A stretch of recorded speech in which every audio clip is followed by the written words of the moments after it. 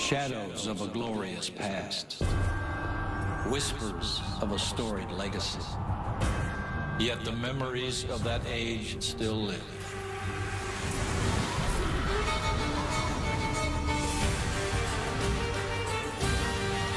At the start of the season, we buried ourselves, but we clawed our way out of the darkness with the will to survive. Now, the spirits of great chiefs past and present are in the air tonight. All Hallows Eve. Kansas City will rise again on Monday Night Football. Thank you, Len Dawson. Thank you, Philharmonia of Greater Kansas City. And welcome to Arrowhead on Halloween night 2011. They cheer for their Chiefs, taking on Phillip Rivers and the San Diego Chargers with a division lead on the line. Off we go with the Monday Night Football launch engineered by GMC. We bring the curtain down on October in the NFL, and we welcome you to this great atmosphere here in the middle of the country. Awful start for the Chiefs. 0-2. They lost their first two games, 89-10 the combined score. Then they go to San Diego and lose 20-17. They're 0-3, and they look like a shell of the team that won the division a year ago. But they found a formula on both sides of the ball. The schedule got easier, and tonight Kansas City can join Oakland and San Diego at the top of the AFC West. They bring in former Chief Ron Jaworski and John Gruden, who's coached a few games in this building. All right, what turned it around for KC? Well, not only have they turned it around, they've turned it around without some of their best players. And I think this coaching staff deserves a lot of credit. Defensive coordinator Romeo Crennel has had to make numerous adjustments to life without their star safety Eric Berry. And last week in Oakland, they had 6 interceptions in an unbelievable 28-0 shutout victory. And on offense, Todd Haley, his offensive coaches, they have not had their Pro Bowl running back Jamal Charles, and he won't be back. So they've emphasized the ball control offense, and in the process, they found their new feature back, and his name is Jackie Battle. You'll hear this name a lot tonight. But I tell you what, guys, this is going to be an interesting football game tonight. Let's flip it to the other side now, guys. In San Diego, Jaws, here's a team that became synonymous with slow starts. But this year, their best start in 6 games under Norv Turner, 4-2. But people are saying, well, I'm not sure about them. They lost at New England. They lost last week at the Jets. What questions do you have? Even with that great start, Mike, there's still a work in progress. When you look at the defensive side of the football for the San Diego Chargers, they have 7 players that will play a key role tonight that weren't even on the active roster a year ago. And their best pass rusher, Sean Phillips, didn't even make the trip here to Kansas City.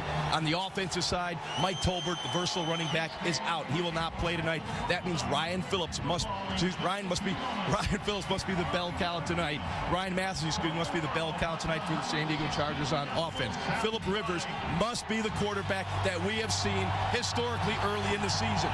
He has struggled this year, but we all know Phillip Rivers. He is a fierce competitor. He will battle like heck. He will find a way to get the job done. The math is very simple in this division here as we end week 8. Win tonight as we go into the Verizon Red Zone, and the Kansas City Chiefs join San Diego and Oakland at 4-3. All the talk is about the team in last place, Denver. Some interesting football being played here in the West. And you'll see it all in high definition on a perfect night. 60 degrees at Arrowhead. And our broadcast is presented in HD by Verizon. We'll be right back.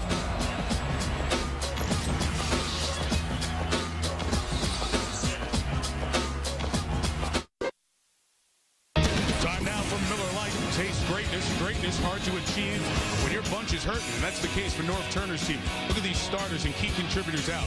Sean Phillips, your best pass rusher. Luis Castillo, best defensive lineman. Chris Dealman, your Pro Bowl guard. And Mike Tolbert, such a big key back in so many ways. Without Tolbert, bigger night, Jaws, for Ryan Matthews. Oh, Ryan Matthews, no question. His era begins tonight. You know, he was the guy that was selected to replace LaDainian Tomlinson in production. Well, he is a terrific athlete, and he has been productive against the Kansas City Chiefs. He can run the football the inside. He can bounce to the outside. Excellent lateral agility and good vision. But the key for the Chargers is 3rd down. Phillip Rivers loves to use his running backs. This is where Matthews must show up. 3rd down, converting those those third downs to first downs. And the responsibility of the third down back in the NFL is to pick up the blitz. That'll be critical for Matthews tonight. Okay, so if he's going to play a big role, then Kansas City's defense has to stop him. And the guy who wowed you in studying film for this week is their first-round pick from 5 years ago, Derek Johnson. Not only does Derek Johnson lead the Chiefs in tackles, he might lead the world in tackles before this season's over. Last week in Oakland, here he is on a delayed blitz. Bam! Hits the quarterback, forces an interception down the field. Later in the game, there's going to be a mistake. The two linebackers will run into each other, but you have to have catch-up speed, effort. How about this athleticism where he runs down Bush inside the 10? And then in this goal line sequence, we don't have time to show you all three of them. It comes down to 4th and 1. Bush against Johnson in the hole. Not only has this young man made the transition to a 3-4 linebacker, I think he's transitioning into one of the best linebackers in the entire NFL. Sets up to be a good one on Halloween night from Kansas City. The Chiefs and the Chargers for first place next on Monday Night Football.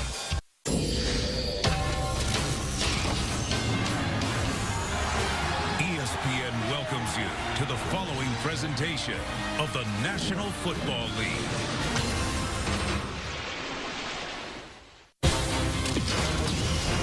In Kansas City for a rivalry in its 6th decade, two AFL originals. They played each other in their very first game, and they were great in that 60s, that one decade of the AFL. They have both had Hall of Famers in the most important positions. Coaches, innovators, Sid Gilman and Hank Stram, and the quarterbacks in Lenny Dawson, who helped open our show, and Dan Fouts, leading Air Coryell. Both franchises commonly found atop the division, especially of late. 7 of the last 8 AFC West titles, and including their one playoff meeting, they played 103 times. Dead even, setting the stage for Chargers-Chiefs at 104. And the backdrop is this extraordinary place, Arrowhead Stadium. They say it's the loudest stadium in the NFL. And when it's Halloween and a division rival, it's darn close to the best in the league. Philip Rivers and the Chargers battle the noise first. They've won the toss and will receive. This crowd is ready tonight, fellas. Richard Goodman back deep. Ryan Suckup ready to kick it off. Happy Halloween, Arrowhead style. Off we go. From Kansas City, no return.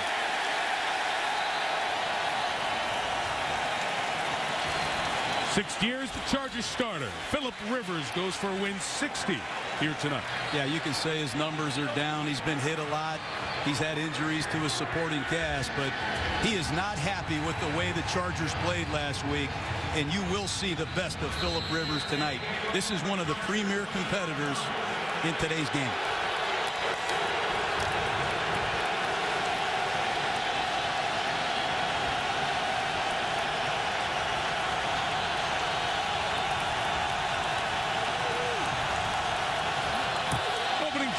From the 20, and Matthews slips and falls. We have a false start right out of the gate. The noise factor of Arrowhead. False start, number 73, offense, 5-yard penalty, first down. Left tackle Marcus McNeil. John, you've coached here a lot. How much is the noise impact in this stadium? Well, after you commit an offensive penalty, it's going to get a lot louder now, because now the crowd knows they're a big part of this football game. Just listen at home.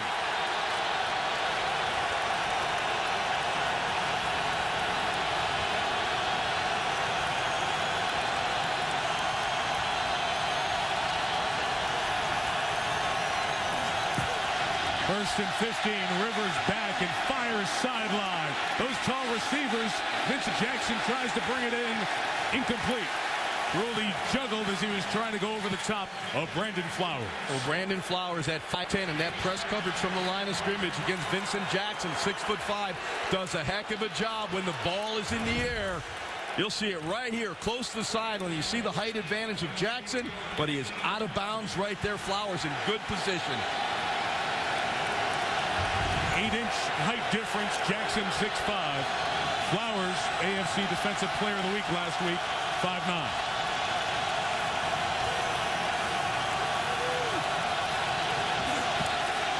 Second and 15, Ryan Matthews. Loss of a yard. Andy Studebaker, outside backer, chased him down. Off defense going to be tested early here. They missed Mike Tolbert, as mentioned, so Matthews and Jacob Hester. Antonio Gates practiced as much this week as he has in the last year plus, Philip Rivers said. Jackson and Floyd, the receivers. Marcus McNeil bears watching. He has a neck injury. Tyrone Green starts for the Pro Bowler Chris Gilman out with a concussion. So watch the left side of that line against that great Kansas City rushman in Tamba Ali. And the crowd will help Tamba Ali get off on the ball. You'll see the Chargers probably have to go to some sort of silent count here to key the ball. Ali coming off the right side. He's doubled. Rivers throwing for Floyd. Step for step, Flowers. 3 and out, San Diego. Well, what do you want to see Brandon Flowers do in the first series of this game? He covers Jackson early, then he makes a tackle for a 3-yard loss. Now he says, I'll take you, Malcolm Floyd. I don't care how big these San Diego Charger receivers are. Brandon Flowers is ready to roll. He had 2 interceptions last week against the Raiders. What a start. Javier Arenas is a game changer in the return game. Mike Cyphers, outstanding puncher for San Diego. Great matchup on this side of the ball. Look at this bomb. 60, 2 yards. Arenas from the 24. Well covered by San Diego special teams. Randy McMichael down there to help with the tackle, along with Niall Diggs, veterans on special teams with the stop there. This is the 52nd NFL start from Matt Cassel. Remember, he never got a shot at USC. Super sub for Tom Brady in 08. This now year 3 is the Kansas City starter, Ron. And Mike, he brings strong veteran leadership to the Chiefs. You know, he's your prototypical NFL pocket passer. If you give him functional space to operate in, he will rip the defense apart. He's a rock-solid NFL quarterback that you can win with consistently.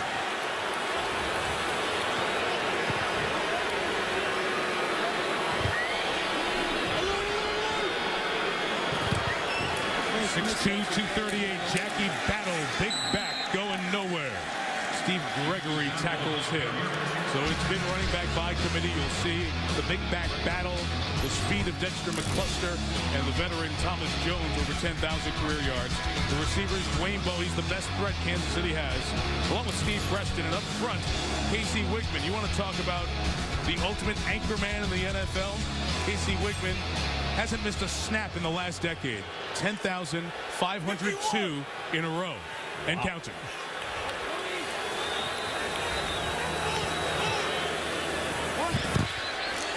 Rookie Jonathan Baldwin was in motion, and the pass is way high by Cassel, looking for Bowe. Incomplete to San Diego's defense to go for a 3 and out. 6th straight game. They have no Luis Castillo. Their first-round pick, Corey Legit, hit the wall a little bit here as we get to the end of October. As for the linebackers, rookie Darrell Gamble replaces Sean Phillips on the edge. The veteran Takeo Spikes leading this group. And the secondary, Quentin Jammer just had good coverage. On the opposite side, it's Marcus Gilchrist. He replaces Antoine Cason, who when last seen was being torched for 3 touchdowns by Plexico Burris and the Jets a week ago. This is 3rd and 10, Kansas City. And Cassel fires for a first down near midfield with the Chiefs' first-round pick out of Pittsburgh, Jonathan Baldwin.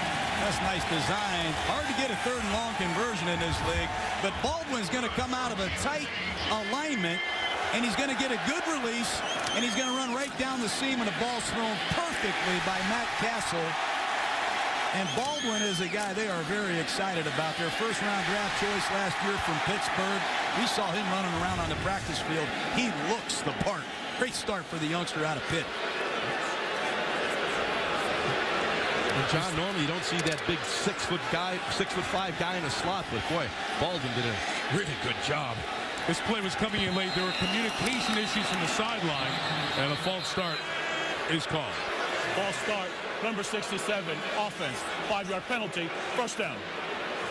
You know, Baldwin was hurt, missed the first 5 games, but look at some of the plays he made at Pitt. This kid can go up and get it. It's hard to even imagine some of these catches he made at Pittsburgh. Had some problems in the locker room, got in a fight with Thomas Jones, but this young man can go get the football. That's why he's here. Great start for John Baldwin. After the false start cost him 5, Jackie Battle up the middle. for only a yard. You mentioned got in trouble in the locker room. Not a way to endear yourself as a rookie when you come in and get in a fight with 31-year-old, 10,000-yard rushing Thomas Jones. That's what happened. Baldwin broke his thumb, so he misses the rest of preseason, misses the first 5 games this year.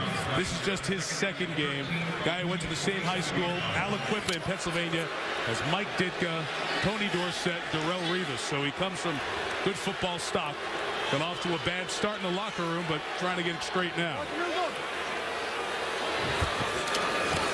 Second down, battle. Looked like he was going to pitch that back to Cassel for a Cassel throw, but instead Battle goes forward and gets the penalty yards back. Well, Donald Butler's got to make this tackle. You're going to see a run-through linebacker right through the A-gap between the guard and the center. He's got to wrap up and make this tackle, but that's what Battle brings to Kansas City, Mike.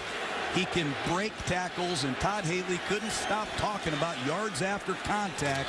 That's an important statistic with this cheap football team. Charles, that was a flea flicker. It was a flea flicker. Yeah. The Chargers were very much aware of it. Did a terrific job of staying at home. Battle did a good job of holding on to the ball. Pressure on Cassel, steps up in the pocket. There's Dwayne Bowe across the middle of the 23-yard line. A third down pickup of 26. When you give Matt Cassel functional space in the pocket, in other words, a good, clean pocket to throw from, where he can hang on that back leg, step up and deliver the football with accuracy and velocity, he's one of the best in the business. You see that strike to Dwayne Bowe right on the numbers. So a third down pickup of 17 to Baldwin. Third down pickup of 26 to Bowe. And Thomas Jones is in at 23. First down throw by Cassel. Inbounds catch. Shy on the first down for Bowe. Chargers say no. And from the back judge comes in and says incomplete. You know, you bring a receiver in short motion. A lot of the times these corners back off in their technique. That's what Jammer did that time. Greg Steed, the back judge, comes in and ruled that no catch from his spot. Todd Haley has his guys upstairs watching it on replay. Also shown here on the big board. They just gave an ISO look on the big board that you saw at home. Todd is one who makes these decisions by his gut. Kansas City. To challenge or not. Doesn't wait for somebody upstairs to say you should challenge. So the Chiefs going to take a timeout and think about what they want to do. 5 minutes gone in the first.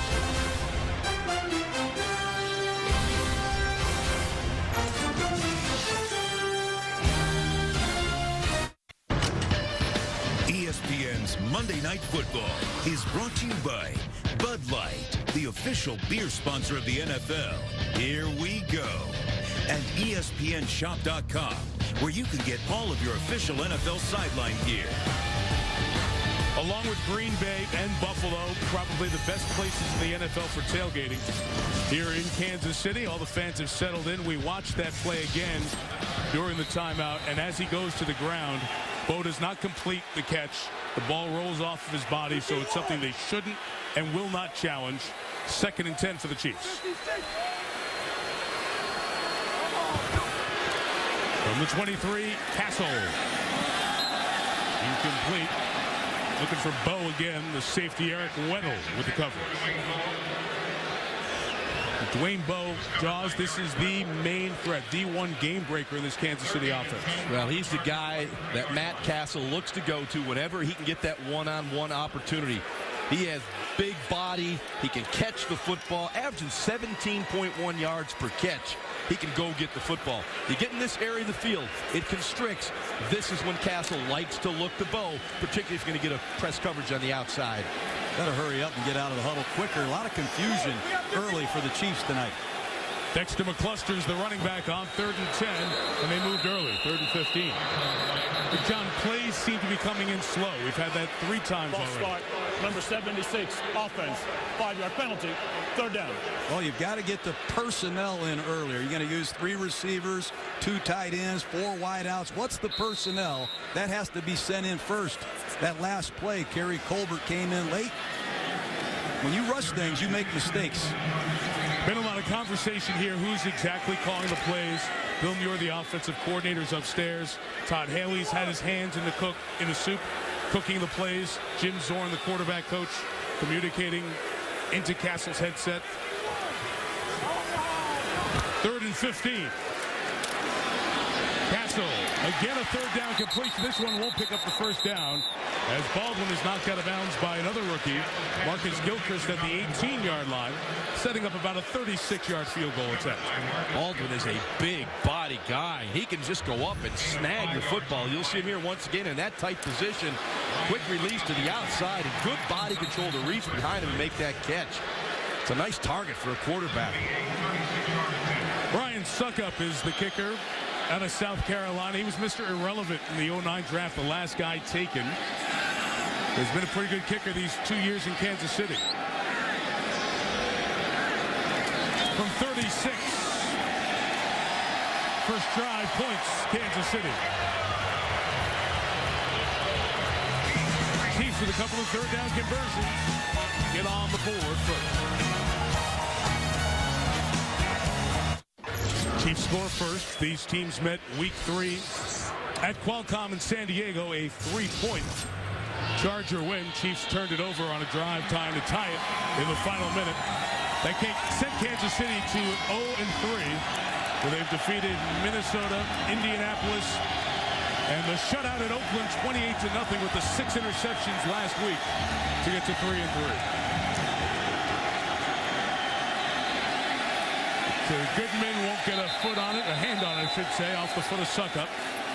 And as the defense comes back out, Brandon Flowers, the reigning defensive player of the week.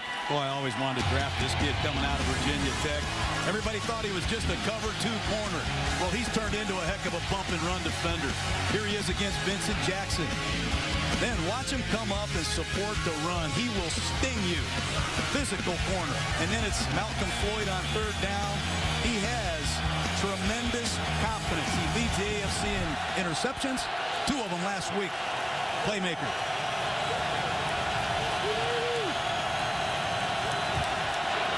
Rivers, a 1st down pass. Intercepted. Kendrick Lewis, the safety, who also had a pick 6 last week, to the 25-yard line. Andy Studebaker hit Rivers as he threw. I think Flowers caused that interception.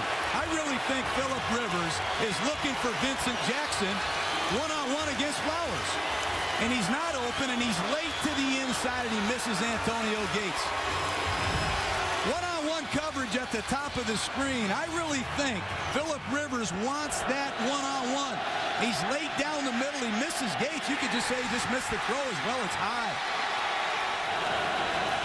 John, as I've watched Phillip Rivers this year, his ball control has not been good. You'll see it here. Gates comes on the in route. He's there, but the ball sails on Phillip Rivers. 1st down. Dexter McCluster spinning and turning. Ball comes out.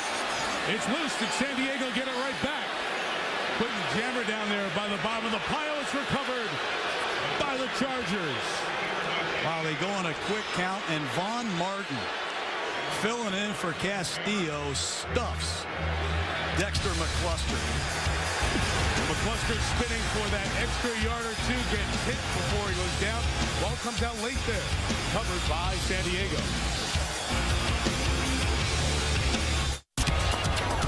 Challenge during the timeout by Todd Haley, the Chiefs coach, and we think it will stay with Kansas City.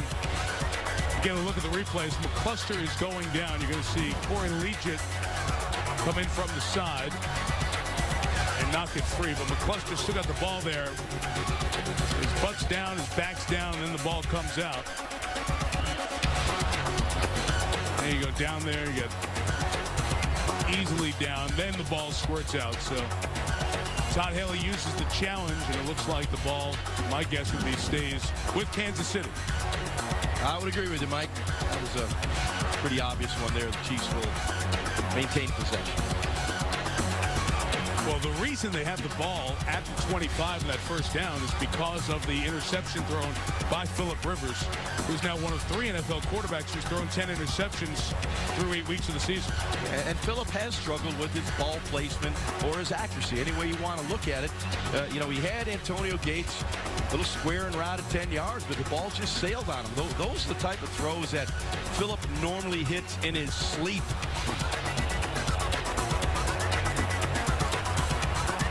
Now River on. The ruling on the field stands. Kansas City will be charged with their second timeout, and that is their first. Oh, wow. Do you see that? I don't see that at all. That's shocking to me. I'd like to do away with this whole process, to be honest with you. It just takes too long. It disrupts the flow of the game, but I did not see that either. They got a better look at it from a different camera view than we do, obviously. You talk about a body part being down with control of the ball before it comes free. Yeah, I mean, his forearm counts, his butt counts, his back counts, and then you see the ball come out. That's a surprising one, unless we're missing something blatant there. Yeah, he said the call stands. That means he didn't see enough evidence to overturn. So a break here for the Chargers. San Diego takes over, and Rivers just has to throw that one away, as Ryan Matthews, trying to get free for the screen, is obliterated by Tyson Jackson.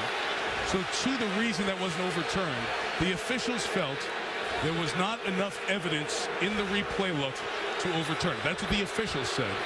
We pass that along, and I say wrong. That was a fumble. That was not a fumble. He was down.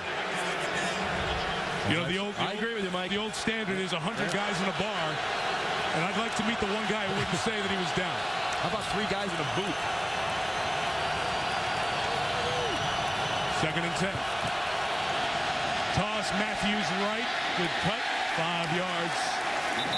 Maybe 4 it's given to the 25-yard line. So Kansas City's defense trying to make a 3rd down play here. Let's talk about the guys up front. They have 2 top 5 overall draft picks in Jackson and Dorsey, and a veteran, Kelly Gregg, is playing very well, the X-Rays. Tom Bahawi is their top sack man. Derek Johnson playing the best ball of his 5-year NFL career. You've already seen Brandon Flowers work, and Kendrick Lewis had an interception on the prior drive.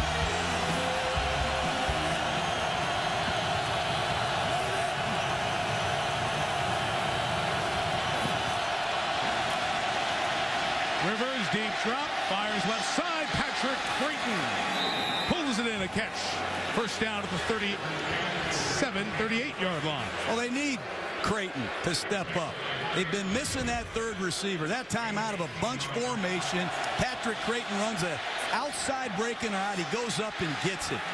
And Phillip Rivers jumping into a no-huddle offense, trying to calm this crowd down. Good move by Norv Turner and the Chargers.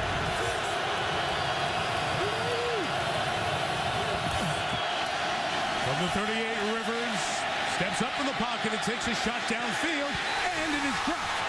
Flowers had his hands on another interception, but couldn't pull it in. Norv Turner and Phillip Rivers have not seen this much man-to-man coverage all year long. It's the 3rd time they've looked at Vincent Jackson against Brandon Flowers. That time a double move back to the post. Oh, that should have been another interception. That play's not there. You can't predetermine where you're going to throw the football. You know, at practice on Friday and Saturday, that looks real good. But all of a sudden you show up on Monday night and the coverage is perfect. Check that one down. Don't force the throw.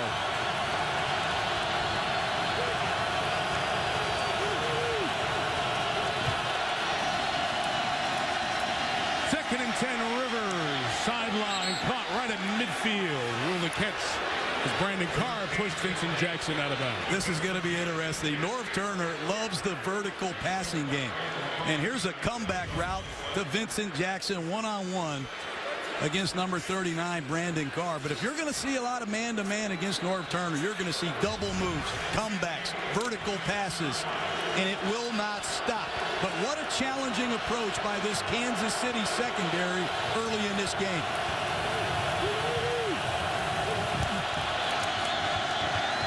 Matthews can try to get around Carr, and he does. Past McGraw, and a good run as he was finally chased all the way down across the field by Derek Johnson. Gain of 18. Brandon Carr has got to make this play. You'll see it bounce to the outside. He's in perfect position to make the play. Just doesn't square his shoulders to make the tackle. Allows Matthews to get to the outside. Your corners must get involved in the running game if you're going to play that cover 2. If you're going to play that press man-to-man, you've got to be able to make plays. You have to make tackles.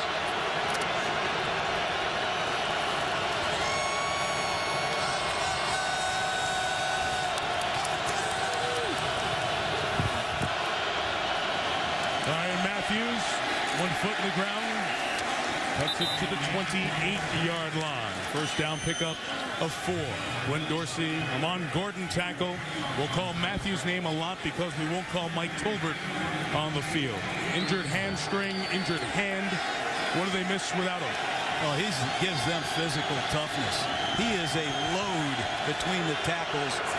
Outstanding receiver. We know he leads the Chargers with 28 grabs, but they're going to miss Mike Tolbert's physical presence. A break for Matthews. Second-year man Curtis Brinkley out of Syracuse comes in. And Brinkley runs for a couple of yards to the 26-yard line. He had 2 carries last year. He's been a couple of years out of school, and Brinkley getting really his first big opportunity as he's the backup to Matthews tonight. These are the situations where your running back must make a play. 3rd down 4, 3rd down and 5. This is when Phillip Rivers normally has been very good at figuring out the isolation route and going to his back out of the backfield.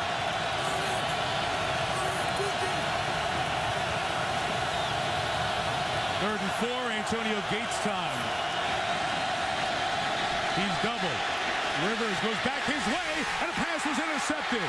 It was deflected, and Derek Johnson comes up with his 8th career interception. And credit Wallace Gilberry for the deflection.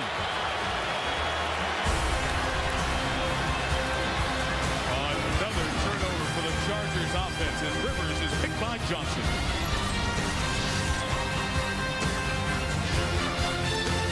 Starter for 5 years, and he's had 57 interceptions in that time. He has 11 in the first 6 games and a quarter. That was his 11th, more than any QB in the NFL. That was unlucky there. Jackie Battle is the back as the Chargers take over at their own 23. And Battle out of the University of Houston gains 2. Let's go back to the 2nd interception of the day for Rivers. Well, it's tipped, but it's a combination coverage. Everybody's going to be playing some form of man-to-man coverage, but Derek Johnson, he's what we call the rat. He's reading the quarterback. He's going to see this ball tipped, and he makes another impact play for the Kansas City Chiefs. Emmett Thomas, the secondary coach of the Chiefs. Romeo Crennel doing a great job frustrating Phillip Rivers with all these different forms of man-to-man coverage. It's not just straight man. Sometimes it's combination coverage. After the gain of 2, Cassel, look out from behind, sensing the rush, steps up, takes off. Matt Cassel a yard shy of the first down as Takeo Spikes makes that last tackle. Well, normally Matt Cassel is not the type of quarterback to extend the play and make plays outside the pocket. He does a really good job there of getting outside the pocket when nothing opens up down the field and puts the Chiefs in a good situation on 3rd down, 3rd and 1. Phillip Rivers does not look happy right now. I wouldn't be either.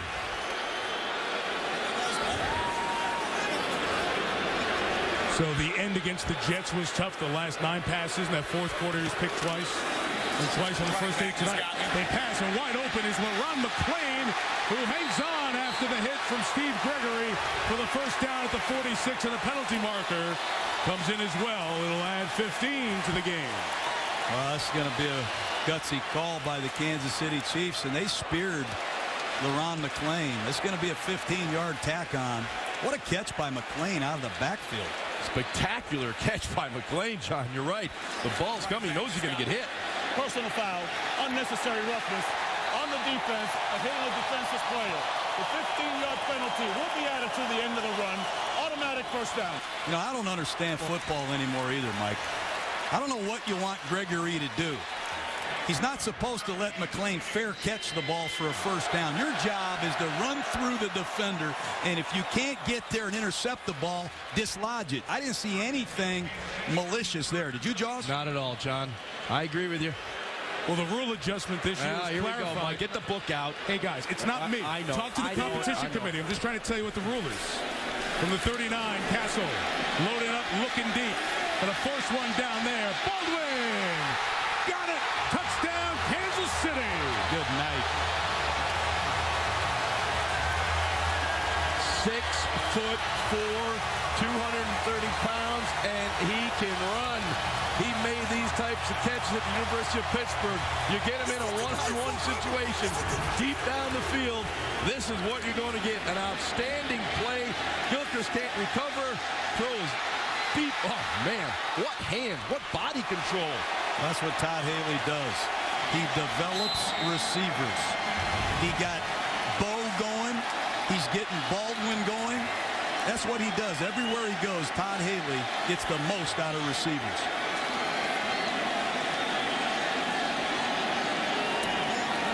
Brian Suckup adds the extra point. The interception thrown by Rivers. 4 plays, 77 yards later. First career touchdown, Jonathan Baldwin. 10-0, Chiefs.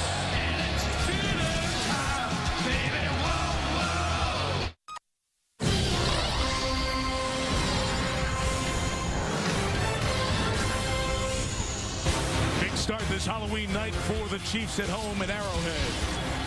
Trying to win a 4th consecutive game. They've taken a 10-0 lead on their division rivals, San Diego. Jim Zorn, the veteran quarterback, played a few games in here during his Seattle days when they were in the AFC West.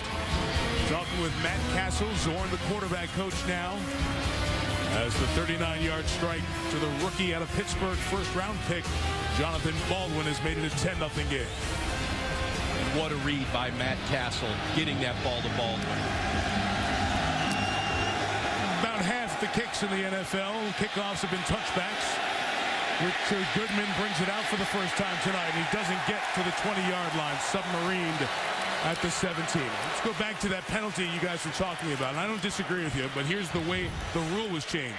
A receiver attempting to catch a pass, or who has completed a catch and hasn't had time to protect himself, is declared to be defenseless. That's why they call that a penalty, agree or disagree, and it sets up this. That's what you do with a big receiver. You give him a chance. Really impressed with the aggressiveness of Todd Haley's game plan on offense and defense. Here comes Kansas City with more press man-to-man coverage. And a run for virtually nothing with Ryan Matthews on that. You want to go back to that play, Jaws, the explanation of why that's a flag? Why? I'm sorry, Mike. You disagree with that being a penalty? No, I don't think it should be a penalty. As we all stated, what are you supposed to do? If you're a defender, you're supposed to defend. Jar the ball loose. Run through the guy that's catching the football. I don't know what you can do besides maybe put a dress on some of these guys.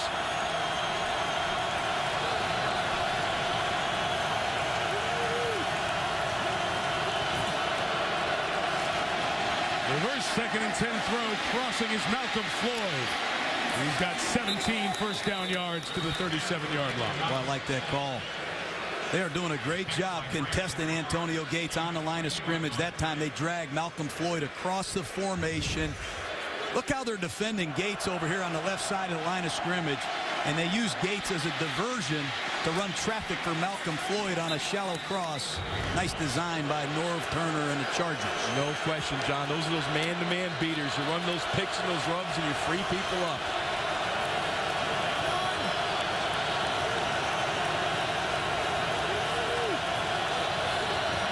Every catch by Floyd this year has been a first down. Here's the second false start for San Diego. Number 73, offense, 5-yard penalty, first down. And when you use a lot of motion and delayed snap counts on the road in this environment, it can come back to haunt you. That's the second time Phillip Rivers has put a Charger in motion. And watch the left tackle, McNeil, doesn't hear the count. And those are huge penalties. in this building. John, the Chargers love that motion because they like to have Phillip Rivers get a tell on what the defense is doing. I love it, too, at home. First and 15.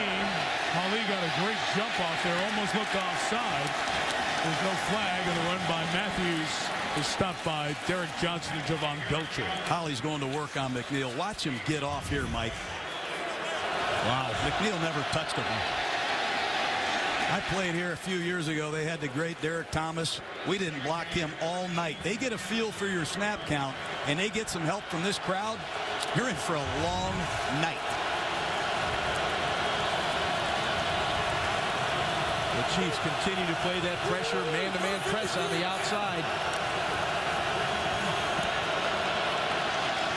Holly right through McNeil. Rivers has his pass rejected by Justin Houston, the rookie. And you saw the marker come down where Holly and McNeil were battling. I think it's McNeil again. We're going to push him back. Holding number 73. Offense, 10-yard penalty. Replay second down.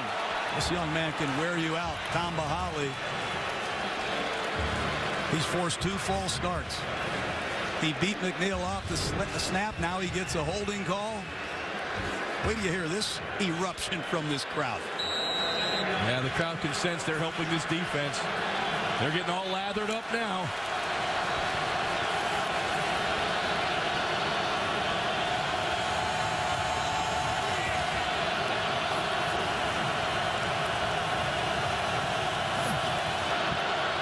Second and 23.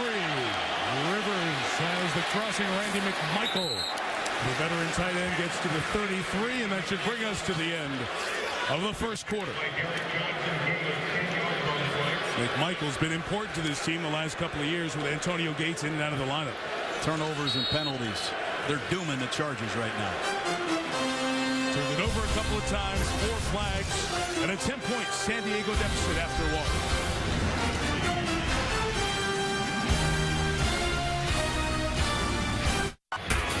It has not been a good open to this game for Phillip Rivers. Intercepted twice. One was deflected. Missed his first 4 passes. On the other side, Matt Cassel hit a couple of big third down conversions on the opening drive to get a field goal for Kansas City. And then hit the 39-yarder to first-round draft pick rookie Jonathan Baldwin. That's the touchdown. The reason Kansas City leads 10-0 after one. Second quarter begins. Mike Tirico, John Gruden, Ron Jaworski, and Rachel Nichols on the sideline tonight. 3rd and 14, Rivers. Coming underneath Matthews, slips and falls, and Johnson puts him down again. Romeo Crennel, 3-man rush, maximum zone coverage. Once again, you're going to see Derek Johnson, number 56, buzz deep on his drop. He sees this ball checked down. He says, "Come to me, Ryan Matthews." Bam! Very productive football player. He never comes off the field, Derek Johnson. Well done. Sticks coverage. Just line up with the sticks and don't let him get the first down. The Monday nighter between these teams last year, special teams killed San Diego with returns by KC. Good job to kick it away from Arenas. A 47-yard kick that time by Mike Cyphers. And a long field for KC. They scored last time. Now, Mike, let's go back to that Matt Cassel touchdown pass to Jonathan Baldwin. It's a really good read by Matt Cassel. You got a post-cross combination. You want to read the safety. There's the post by Baldwin. There's the safety. Make him wrong. If he goes deep middle, you throw the cross. If he jumps the cross, you throw the post. That's a good read by Matt Cassel and a awfully beautiful catch by Jonathan Baldwin. But that's quarterback read and coverage. Make the safety wrong. Drive start at the 16. Jackie Battle goes forward for a couple of yards. And the passing element of this offense is one that, candidly, as you guys studied, you questioned a little bit. Going to Dwayne Bowe, jump balls, those quick one-step passes has worked. But where's the other stuff? Well, they lost their second leading receiver, Tony Moiaki, and that takes the sting out of the inside passing game. Baldwin, a guy they're counting on, hasn't done much. Reston just got here from Arizona. They're just catching up in the passing game, and they've made progress. It's obvious. Out of the gun. Cassel, a right side throw to LaRon McClain. shy of the 25-yard line. You saw the penalty marker fly in. Looks like we're going to get the Chiefs on offensive pass interference. Pass interference. Offense, number 82. 10-yard penalty. Replay second down. That's Dwayne Bowe. And Bowe has struggled against San Diego. I know he had 4 grabs earlier in the season, but let's see what happened. Is he and Quentin Jammer? Looked like he just inside released, and LeBoy was running to the flat. I don't know if that was accidental or not. For all the defensive guys who say they never call the pick plays, there you go. They call the pick play, right? It's a rub. It's a pick. It's a rub. That one was all offensive guys, we call it a rub. And when it's a flag, it's a pick. It's a pick, right? Drops it back to 2nd and 18.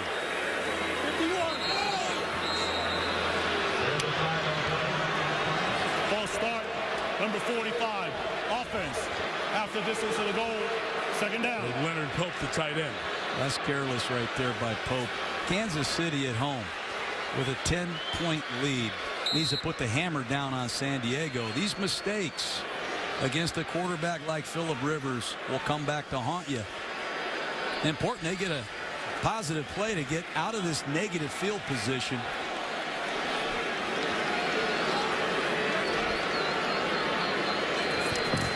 Three receivers, one back in a draw with battle. Brandon Albert wraps around his would-be tackler. He was trying to block, and a minimal gain. Well, you run that old-fashioned draw play. That time, they didn't fool many people. A lot of different single-back draw plays here in Kansas City. They might need another one right here. Well, you saw Matt Cassel. The play clock is at 20. That ball was tackled inbounds, so the play clock reset at 40. It took him 21 seconds to start giving him a call. We were on that early. They have to be better about getting it in quick. McCluster nearly lost the handle. Tied up and twisted, and that was an ugly drive for the Chiefs. Sure was, and San Diego called out those draws just like we did. Predictable situation. You're backed up, 3rd and 20. Everybody on defense saying, watch the draw, watch the draw. Heads up play by Tommy Harris. Yeah, the former Bear with the tackle. Yeah, and many times we've seen that conservative play crack up the middle there. You get a nice cross block and you split the defense and you pick up 15, 20 yards. Didn't work there. One of the kicking Colquitt. Brother Britton kicks for Denver. Out of his own end zone, Dustin Colquitt. Good kick with air time. The hang time forced Patrick Creighton back. A 52-yard punt. And a tough night for Phillip Rivers. Intercepted twice. Can he and the Charger offense get going with good field position? ESPN's Monday Night Football is brought to you by Lexus. It's time to engineer amazing. And NFL.com/mobile. Learn more about the NFL's mobile offerings at NFL.com/mobile. Back in Kansas City, where the Chiefs lead 10-0, and so much of that great field position that San Diego had.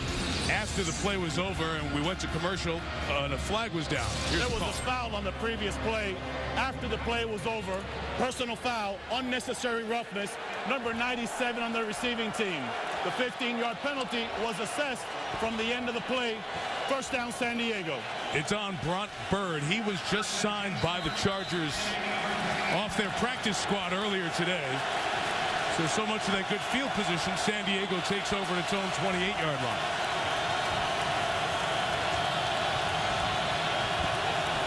Empty the backfield with Matthews out. And Rivers throwing for Floyd. He catches and takes it to the 48-yard line. A gain of 20. I'll show you why they lost the good field position when Bront Bird is whistled here. That's just inexcusable right there. Well, after the fair catch, goes after Jake O'Connell, the backup tight end. You won't be around much longer if you keep making penalties like that. That's just a dumb penalty. As Phillip Rivers just capitalized with a beautiful back shoulder fade to Floyd. Look for Ryan Matthews to slam one right here. Play action, first down, Rivers, backpedaling, firing forward, Gates, punted at the 30. Gates to the 24-yard line. 27-yard gain with Gates. Antonio Gates has great chemistry with Phillip Rivers. Phillip Rivers sees him matched on a safety, John McGraw, and he's going to throw him open across the field. Nice little stutter step there. Now throw him to the sideline where only Gates can catch the football. Well designed, well executed. That's that chemistry between Antonio Gates and Phillip Rivers. They're on the same page, seeing the field through the same eyes. Gates, who has been limited with plantar fasciitis in the foot for the better part of a year, practiced more than any week in the last year this week. Rivers looking for space out of the tackle box, gets rid of it.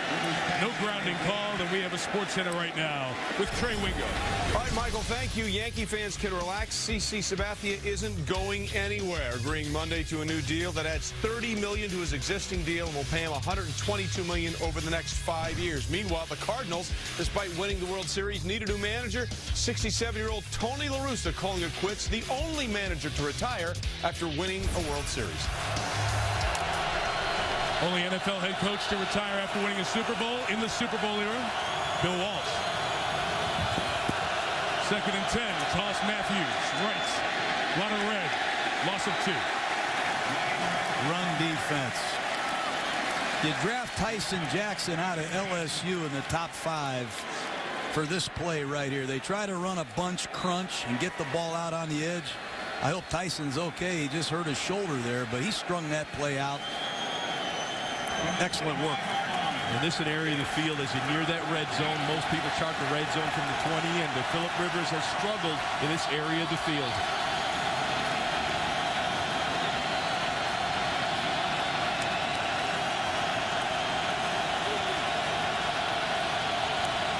Half a dozen DBs, Kansas City from the 25. Rivers deep drop, steps up, end zone shot. Too long for Patrick Creighton, but a flag down. That's on the other way. And Rivers out there pleading his case with the back judge. Wow. On Creighton. Pass interference, offense, number 12. 10-yard penalty, repeat 3rd down. I saw that the other way. Let's take a look at the end of the play. Creighton's going down the seam with Flowers. I saw a push off there by Creighton. I sure did. I like that, John. You're finally agreeing with the officials. This Brandon Flowers, you can't get rid of him tonight. He's all over all these Charger receivers. But you know why they're going after him, John? He's given up 6 touchdowns this year. So down that red zone, he's been the guy people have attacked. He ain't giving up nothing lately. Not tonight, anyway. More last week. They got to get something here to get in field goal range. Gonna have to take a timeout. Play clock was running down. San Diego didn't have it straightened out. 3rd and 21 when you come back.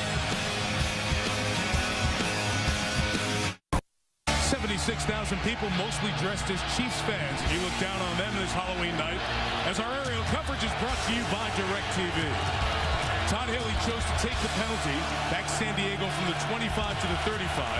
So instead of a 43-yard field goal attempt, you get 3rd and 21.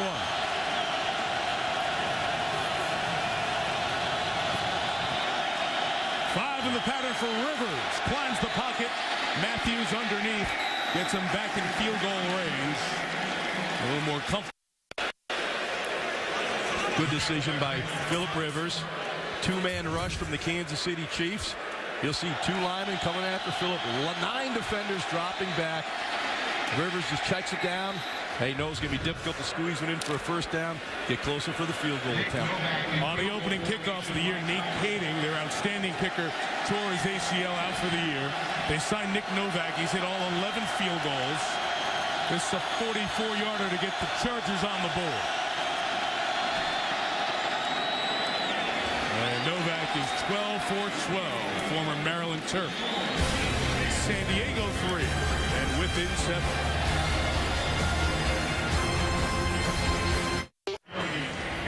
Matt Matt Cassel and the Chiefs lead by 7. His family was in the movie industry when he grew up in Southern California. If you wanted the star of the movie Patience, it would be Matt Cassel. Remember, he went to Southern California, and John Gruden, he had people he had to sit behind who had some hardware. How about Carson Palmer? He wins the Heisman Trophy, doesn't get to play. Then they got another Heisman Trophy, Matt Leinart, and he still doesn't get to play in college. But when he did play, he played on special teams. He played on the scout team. I found a play where he jumped up and saved the day by recovering an onside kick. He's a great story of perseverance. He waited his turn, and when he got his opportunity, he was ready. And that's a great lesson for a lot of quarterbacks and a lot of people out there. Luck is when preparation meets with opportunity, and Matt Cassel is the poster boy for being ready when you get your chance. I can't say how impressed I was meeting him, all the change he's had to respond to. Outstanding young man, Matt Cassel. Of course, filled in for Tom Brady when Brady was injured in New England. 11 wins there, and now his 3rd year with the Chiefs. Dexter McCluster wanted to bring that out, and he didn't. It's a touchback back there. You know, guys, I want to go back to the USC days because obviously he wasn't playing much, and Scott Pioli runs the football operations now here in Kansas City. He was with Bill Belichick and the Patriots, and they drafted him in the 7th round even though he had barely played at USC. And the credit goes back to Matt Russell, who was the area scout for the Patriots in Southern California. He'd go to USC, and he saw Matt Cassel at practice, saw him in the spring game, and said, you know what, Scott, you should come out here. Scott saw him. They drafted him, and now he's a starter in Kansas City. On the reverse, McCluster comes around and gets only 2 yards as he's stopped by Antoine Barnes. And, Mike, that's why some teams are continuing to be successful, because they scout properly. You know, they beat the bushes. They find someone. This is a real good example of Russell finding a backup quarterback, finding a report. All of a sudden, Scott Pioli comes out, and they see a guy drafted by New England first, and Scott Pioli obviously liked him and brought him here to Kansas City, where he's been a true leader of this football team. When they were 0-3, your quarterback better have some backbone to turn it around to 3-3, and Matt Cassel did. Thomas Jones, the back, 2nd and 8. Chargers defense trying to make a stand here. Cassel off the hands of Baldwin, the rookie, as he was contacted by Eric Weddle and Travis LeBoy. I think it's hard to play quarterback right now if you're Matt Cassel. You got a lot of new personnel. We talked about losing Charles, talked about losing their tight end Moiaki. How about all the new coaches? I mean, he came here, he's playing for Chan Gailey, who's the offensive coordinator. Then they had Charlie Weiss. Now they have Bill Muir. They have Jim Zorn, who just got here as a quarterback coach. That's a lot to interpret in a short term. A lot of noise. 3rd and 8. 4-man rush. Cassel steps up, finds time. Off the hands of Bowe and incomplete. Trailed by Dante Hughes. So Baldwin and Bowe can't hang on to tough catches. And Kansas City goes 3 and out. It's impressive defense, back-to-back series by the San Diego Chargers. They weather the early storm. They fall behind 10 points, 2 big turnovers, and now they're going to set Phillip Rivers and this offense up with potentially very good field position and a chance to tie it. However, John, a couple tough catches, but you got to make those catches. It's the National Football League. You got to find a way to haul them in. Help your quarterback, help your offense. The lefty Dustin Colquitt. 47-yard kick. Creighton took it on the run at the 31 and returned it 5 to the 36. Cassel and the Chiefs offense 3 out back-to-back. As San Diego a chance to tie. Next Monday night to Philadelphia. How impressive were the Eagles against Dallas last night? And that Sunday nighter. Now they'll take on the Bears. After we saw them lose in Detroit, 1 back-to-back games, including beating the Buccaneers over in London. Coming off their bye week. Bears and Eagles next Monday night at the Link. 7 Eastern Monday night countdown, 8:30 Eastern kickoff. Looking forward to that one, Mike. Great to be back in Philly. Rivers and the Chargers trying for a touchdown drive to tie the game. Sideline toss caught by Floyd, working on Brandon Carr. He had 11 first down. Still shocked at all this man-to-man. Antonio Gates will never catch a pass if he's defended like this.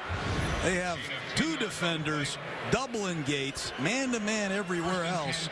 And Rivers says, okay, I'm going to have to find a single up top. Nice work by Floyd. I am stunned at all the man-to-man coverage that Vincent Jackson and Malcolm Floyd have seen tonight. Pair of 6'5" receivers. Rivers getting into a rhythm. Nobody open, checks it down to Matthews. And the first rounder last year out of Fresno State. 13 first down yards. San Diego looking a lot better. This is what Philip Rivers is very good at. When no one's open down the field, understanding where your outlets are. Downfield, downfield, nothing there. Move a little bit, find Ryan Matthews. Matthews is an outstanding receiver. He can catch the football, and the yards after the catch are very, very important. They lost Darren Sproles. They lost Mike Tolbert. They need Ryan Matthews to step up.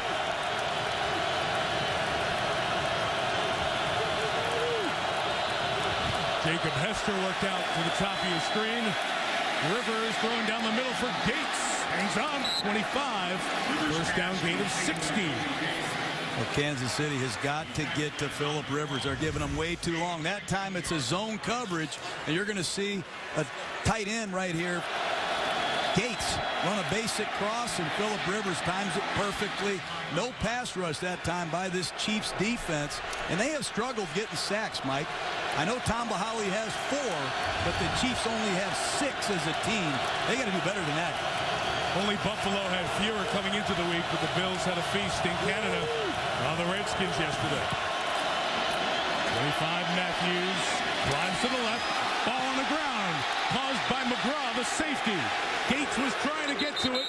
Then the Chiefs got down there, and now we have the scrum. Been a problem for Ryan Matthews. Red ball, Kansas City has recovered. Kendrick Lewis, his second takeaway of the night. Ball's out. John McGraw, the safety out of Kansas State, caused it. Gates thought he had a hand on it, but scraping at the bottom. Kendrick Lewis, who has a pick, now has a recovery. John mentioned going to break. Ryan Matthews fumbled 5 times last year. That's his second this year. 16 fumbles by the backs for the Chargers, the most in the league over the last year and a half.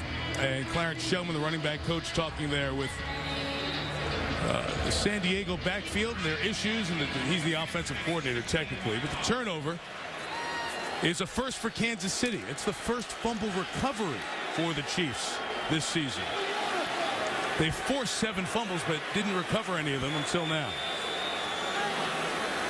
So KC takes over after a turnover again here tonight. And Thomas Jones runs it right for 2. Second and third possessions for San Diego became turnovers. Rivers over the middle, and the interception by Kendrick Lewis. And Rivers right back, and on the deflection, Derek Johnson came up with his 8th career pick. And Matthews had it protected at first, but John McGraw popped it out. And the fumble recovery for Lewis.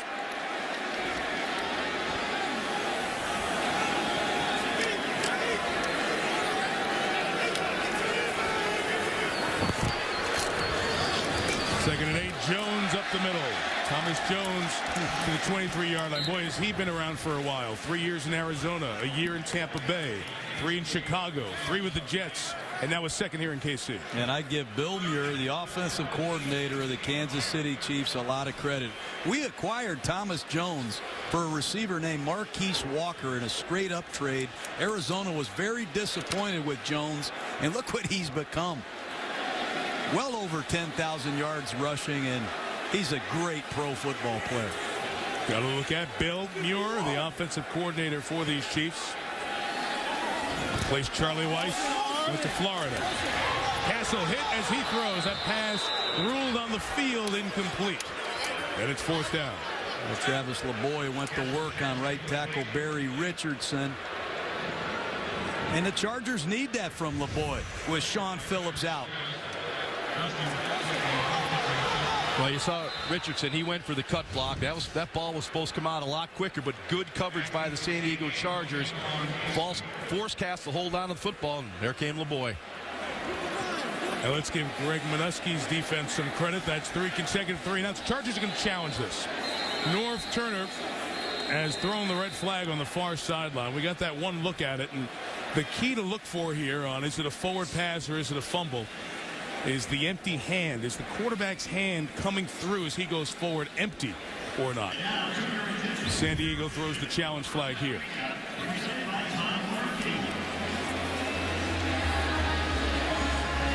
That's going to be very close. Like a fumble to me. Well, I think the other way, John, but this would be a real good angle right here. San Diego is challenging the ruling on the field that it should not have been a forward pass and it should have been a fumble. The hand was empty coming through as LeBoy hits his forearm. So we'll have another challenge, which is certainly over the last 7 or 8 Mondays has been a lot of fun. So yes, it is. I have a gift for you because I know next year I'd like to be Halloween. I got you your own challenge flag, pal. I will throw this. I can't stand this rule, right? It drives me crazy. Yeah, we know. I used to keep mine in my sock. I kept it in the back of my pants. Then I gave it to one of my assistants. I said, when I tell you to throw it, throw it. Let me have that. As I was yelling at him, throw it. He got all excited. He threw it right in the ground. I can't stand this rule. There's too many challenges. Look at the fans. They're not having a good time. They're out of the game. Let the officials make the calls. Would you like to see it like college and have the booth call down and say, we got to look at this play? I'd like make to the let the referees do their job, Mike, not to interrupt you. But, you know, I think that's good. That's a bang-bang call. And the official, they're paid a lot of money, and they spend a lot of time doing this for a living. Let them make the calls. I believe his hand and the ball were coming forward on that play. Very short period of time, but I believe it's just an incomplete pass. Let me have my flag. I'm going to throw it at you. I got a weapon now to get you here. You settle down. You know, you guys talk about it, and we always mention the officials' calls on the field, and we see these in high definition and super slow-mo, and it's not defending these guys. It's just a fact of their job. They've got one shot to call it at real speed, and immediately we have to show it in slow motion, and it's become such a factor in the game and decision-making for coaches. So make the call off of this here. It clearly looks like a forward pass in real speed. And then on the back end of that, you need to have a clear recovery of the football via replay as well to award the ball to the other side. And I think Dante Hughes, the San Diego DB, was over there and picked up the ball when it came out.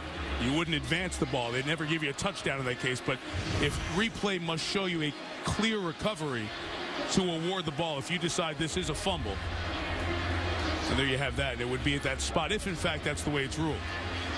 If the ball is coming forward, how could it not be thrown forward? You guys are driving me crazy. I'll tell you, it's a great rush by Travis LeBoy. Remember, the Chargers have had a fierce pass rush here. Sean Merriman disappeared a couple years ago. Phillips didn't make the trip. Sean Phillips, their best pass rusher.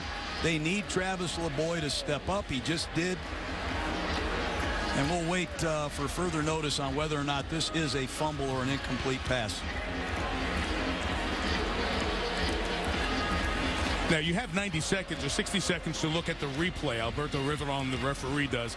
And then after that, you can get on with the communicator and the people upstairs to determine where the ball should be marked and the timing on the clock. So that's why they take longer than 60 seconds for the complete process. Here's Al. The ruling on the field is being reversed. It is a fumble. It is recovered by San Diego. They will have the ball 1st and 10 on the 22-yard line. Please set the clock to show 45. San Diego will not be charged with a timeout. The quarterback's arm was up. He was hit prior to the arm going forward. Therefore, it is a fumble. San Diego recovered. 1st down. Well, I guess I could never be a referee. Well, super slow-mo replays are changing the game. Yes, that's right, John. Let's be totally honest. This ball was coming up, and it wasn't coming out, and it's a good call. The empty hand, it's always the trigger to show you that he didn't push the ball forward. But back to the game, it's important San Diego picks it up in the red zone. They've made a lot of yards. They're in the top 7 or 8 in that compartment, but they have not done well in the red zone. Very important. They find their tight end Gates. They get this ball across the goal line and tie it. They have to straighten this red zone offense out. They've been too good here in years past. Yeah, Rivers only 9 of 23 in the red zone at 39%. That's not Phillip Rivers type numbers. On the 22, here's Matthews. Fumbled last time. Bounced it left. Derek Johnson pushed him to the sideline, but a good gain on first down for Matthews. Well, Malcolm Floyd needs to pick a block up out there on the perimeter, and Matthews might score. If you don't block Flowers, he's going to make a bunch of tackles, and so will Carr.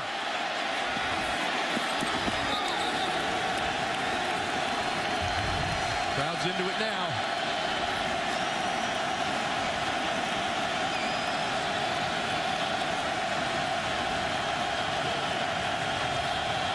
Tight formation, move Gates across on 2nd and 5. Rivers goes that way. There's Gates, flag down. And into the end zone, but going to come back for offensive pass interference on Gates, covered by John McGraw. Pass interference, number 85, offense. 10-yard penalty, replay 2nd down. No, it's just a stutter fade, and they're going to throw a back shoulder ball to Gates. I don't know how. I don't know what's a catch, what's interference. Wow, that looked like a pretty darn good play by Antonio Gates to me. Well, they found a matchup they wanted. They want to get Gates one-on-one anytime they can. If they can get him against McGraw, they'll throw that all night. You can read Norv Turner's lips saying it got to go both ways on that pushing back and forth. Gates' arms were extended. A lot of penalties here tonight for the Chargers, a lot like last week against the Jets. Let them play. Deep drop, Rivers, Derek Johnson. Well, the Chiefs are not a team that brings a lot of pressure. They're a coverage-based team, but Derek Johnson will come with the pressure here. You'll see number 56. Good move, gets to Phillip Rivers. Well, Ryan Matthews has to pick up the blitz.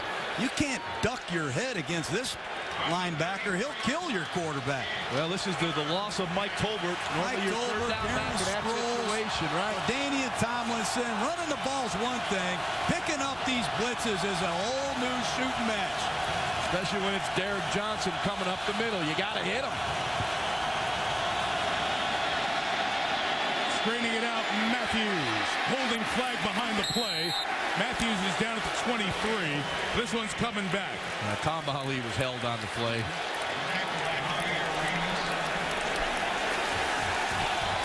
Holding, number 66, offense. 10-yard penalty, replay 3rd down. Well, Jeremy Clary got called last week, Mike, against the Jets. The Chargers had 13 penalties in that game. And right here, it's a screen pass. I don't know how you hold on a screen pass, but let's take a look at Jeremy Clary.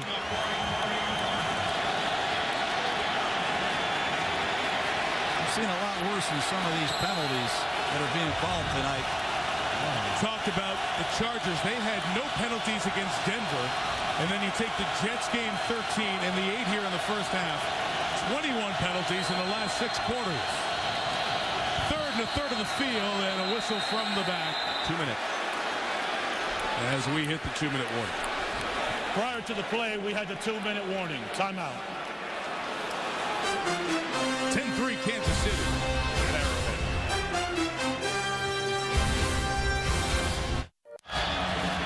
Chris Berman, Adam Schefter, Chris Mortensen, Toyota halftime show. Michael Vick from last night. John Fox was asked about Tim Tebow. Tim Tebow plays. Tim Tebow in the news. And Boomer on Tony La Russa and his retirement today. Toyota halftime show coming up. Chargers had a touchdown call back from a penalty. They had a 1st and 10 at the 22. Now they're back at the 44. 3rd and long.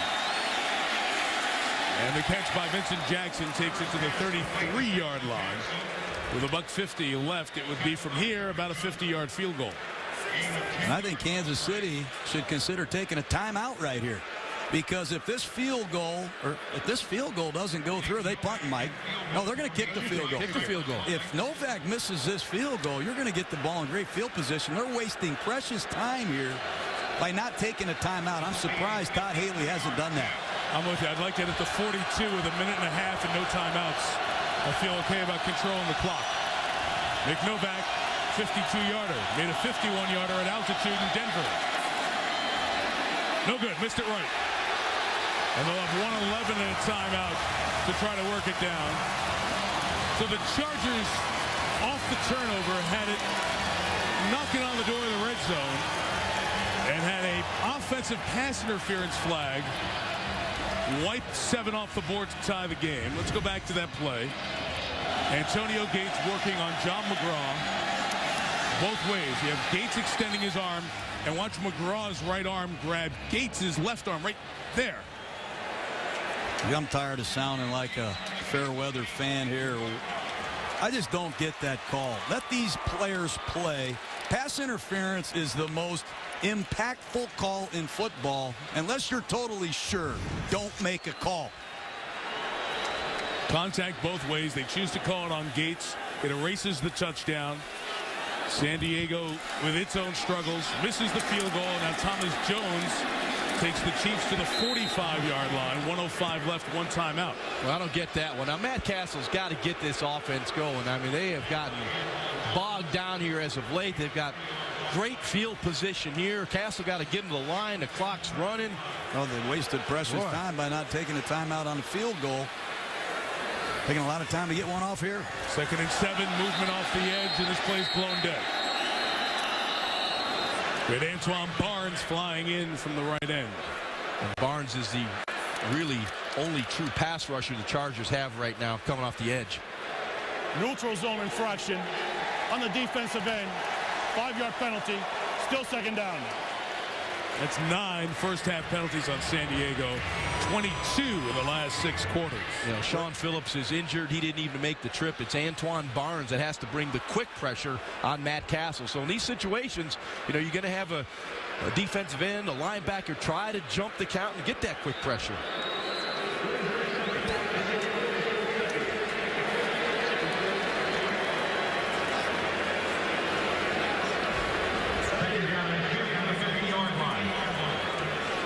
So the Chiefs at midfield, trying to move close enough for Ryan Suckup, who has made a 54-yard field goal earlier this year. They need about 16 yards to get there. Trying to quick hit it with McCluster. The fans don't like that. It's 3rd down, and we're going to get close to a half minute here. I don't like it either. 2 out of 3 runs. Wow. I'm shocked. The option to run is fine. Not using your timeout is another thing. Now 3rd and 2. Cassel throws. Caught at the 29-yard line by Steve Preston. First down, 17-16. And now Kansas City will use a timeout, and they waited a few seconds to do that. 21-yard gain to Preston. It's nice work, good protection. Preston on the left side here is going to run a square in. The ball's thrown slightly behind him. Nice work by Steve Preston, the former Arizona Cardinal, opening his hips and catching that ball away from his body. And right now, with 17 seconds and no timeouts left, Kansas City has to be very sharp, make sure they come out here with at least a field goal opportunity from Suckup. This is right on the edge of the amount of time that you can complete a play and spike the ball and leave 1 second if you can't get out of bounds. And Mike, I've been with a lot of teams. That was the cutoff line. Exactly 17 seconds where you can complete a pass, hustle down there, and leave a tick or 2 on the clock by spiking it. Chiefs just picked up their first down of this 2nd quarter. Out of timeouts, Cassel firing sideline. Nothing open for Dwayne Bowe. And with 13 seconds left now, you either take a shot at the end zone only, or you kick your field goal here. I take the points right here. It's too close to the fringe. Kansas City has struggled in this 2nd quarter. They are very fortunate to be where they are with all the mistakes the Chargers have made in the red zone. There's confusion as to what play they want to call, but Matt Cassel's got to be very careful here not to scramble where they can't clock it. They got to get their plays in quicker. It's a problem all night here. Play clock's at 5. No timeouts. Can't get tackled in the field of play. Cassel takes that shot. There was confusion on the route. So confusion on the play coming in. Confusion on the route. Kick your field goal, guys, before you screw it up more. Matt Cassel did absolutely the right thing. There was way too much confusion. The receivers weren't running the right routes. Clock was running down. He threw it away, lived to fight another day, get the field goal attempt. I'd be arguing for intentional grounding if I were Norv Turner. There wasn't a receiver near that football. That's exactly what he's doing with the official on his sideline. So suck up now. Good from 36. They're trying from 47 for a 10-point lead.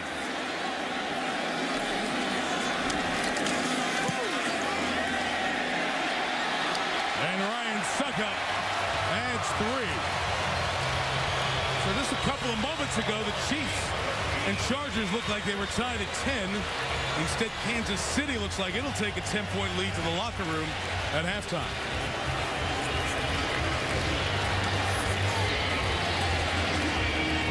And despite a less than effective 2-minute drill and time management clinic they just put on. Matt Cassel making some big plays early in the game on 3rd down. Good pocket, sticks to throw in.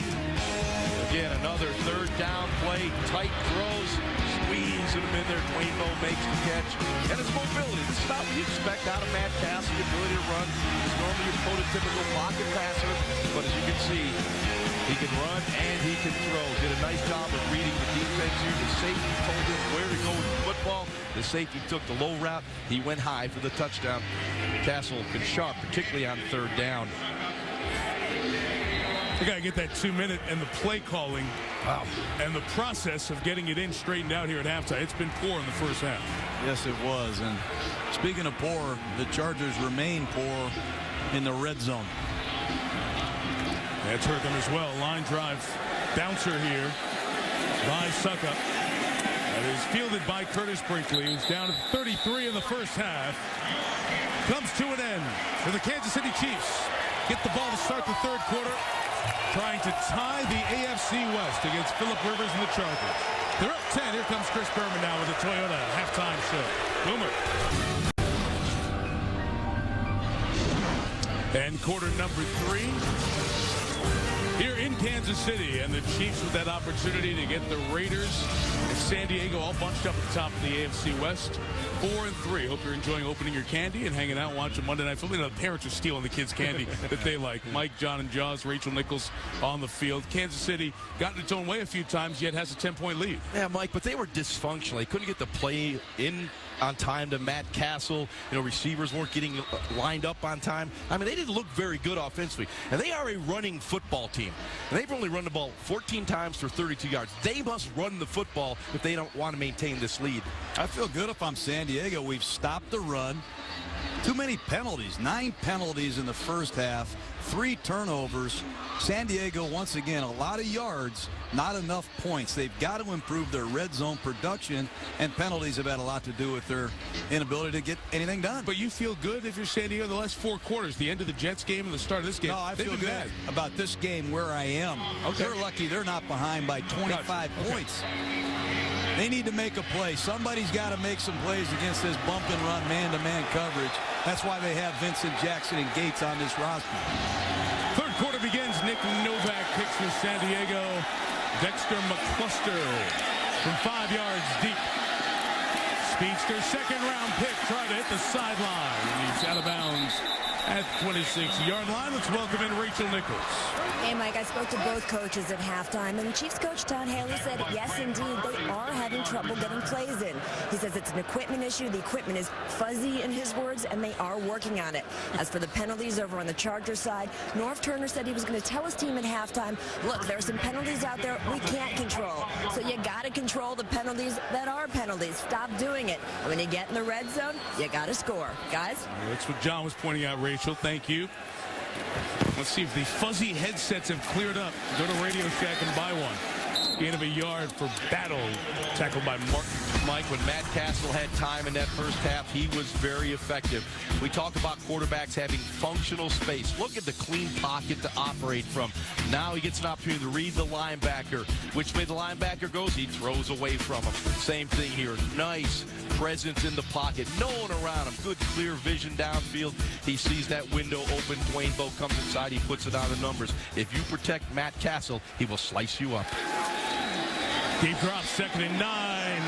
Preston trying to get into that very small window and couldn't hold on. Some good battles out here on that down. Gilchrist versus Breston, and Quentin Jammer went after Dwayne Bowe. Both of these teams with these cornerbacks have been challenging tonight with press man-to-man coverage. It's a big third down right here for the San Diego Charger defense. Marcus Gilchrist, second-round pick out of Clemson, replacing Antoine Cassel in the starting lineup tonight, after Cassel was ineffective in the red zone, especially against the Jets' Plaxico Burress. Antoine Barnes off the edge again, gets to Cassel and brings him down. So Antoine Barnes has come up and he rolls a strike there. Well, that's 2 impact sacks now. One by LeBoy in the first half. That time the speed of Antoine Barnes. Bottom of your screen. He beats Brandon Albert to the corner, and he has the speed to chase you down. Barnes has always been able to run, the ex-Baltimore Raven. He's found a home here in San Diego as a nickel pass rusher. Great get-off by the Charger defense. We mentioned Cassel was benched as a corner. See if he has an impact punt return. Dustin Colquitt kicks it. Kicks it 56 yards, and Cassel couldn't read it, couldn't find it. So a roll to a stop at the 12. What a kick. Wow. By Colquitt.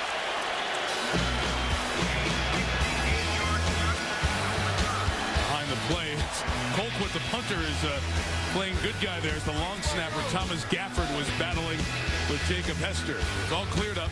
Get the timeout after the 68-yard punt by Colquitt. This telecast is copyrighted by the NFL for the private use of our audience. Any other use of this telecast or any pictures, descriptions, or accounts of the game without the NFL's consent is prohibited. ESPN's Monday Night Football is brought to you by Universal Pictures' Tower Heist, starring Ben Stiller and Eddie Murphy. Tower Heist, Friday. And Uloric. For more information, visit uloric.com. 8 miles from here, downtown Kansas City, that beautiful plaza area, and our aerial coverage tonight brought to you by DirecTV. Arrowhead in full throat. Their Chiefs up by 10. Chargers backed up to their own 12.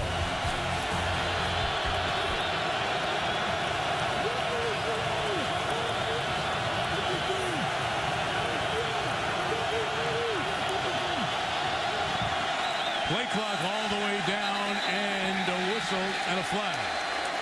And a false start. False start.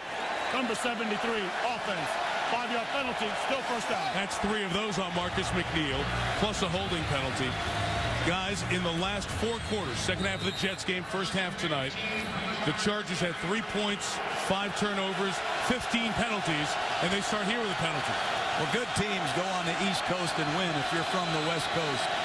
So far, not happening for this Charger team.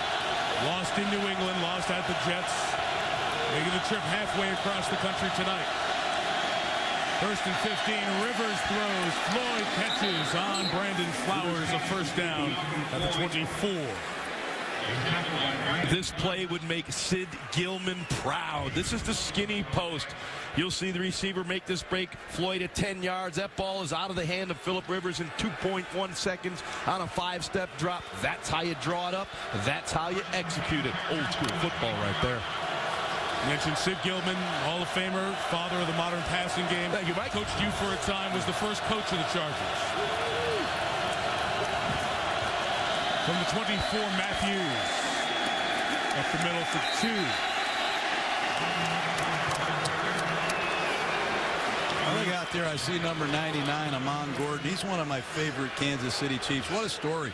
Played for Romeo Crennel in 2004 when he was in Cleveland. Out of football in 05 and 06. Out of football in 09. Here he is today in 2011. Romeo Crennel doesn't care who you are. He's going to keep the best players and play the best Chiefs. And Amon Gordon is doing a good job in these run-down situations.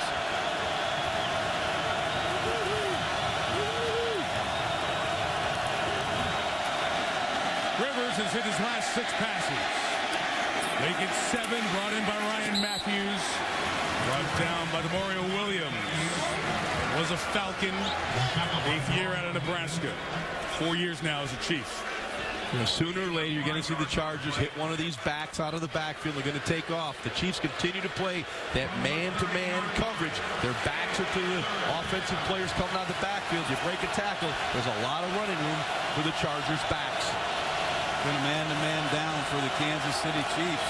Third down and 1 to 5. We'll see what Norv Turner has up his sleeve. Phillip Rivers has to find a single coverage. Play clock running down. Rivers gets Matthews again, this time past Derek Johnson.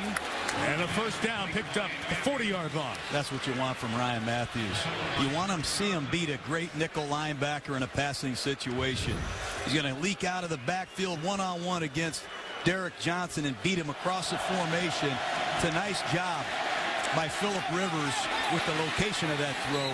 But, boy, you need that third down running back to deliver for you. That's huge by Ryan Matthews. And you talk so often, John, about your construction of routes and Gates over there. All those trips on the left, clearing out that whole side for Matthews to turn it up. To the 41, Curtis Brinkley gets a shot. He gets 5 to the 46-yard line. Unique story, Brinkley. Went to college at Syracuse, had an 1,100-yard senior year.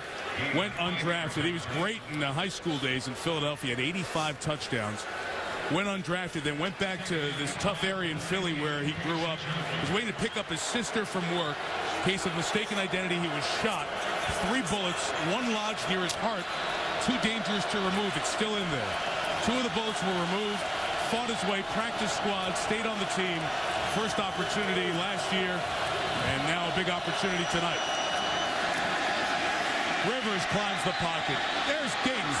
First down at the 30-yard line. Gain of 24, Antonio. I think that's a big frustration that the Chiefs have with their first-round draft choices, Glenn Dorsey and Tyson Jackson. It's a great throw. It's a nice deep cross by Gates. But Tyson Jackson and Dorsey just don't give the Chargers or the Chiefs any pass rush in their base defense. Great catch by Antonio Gates.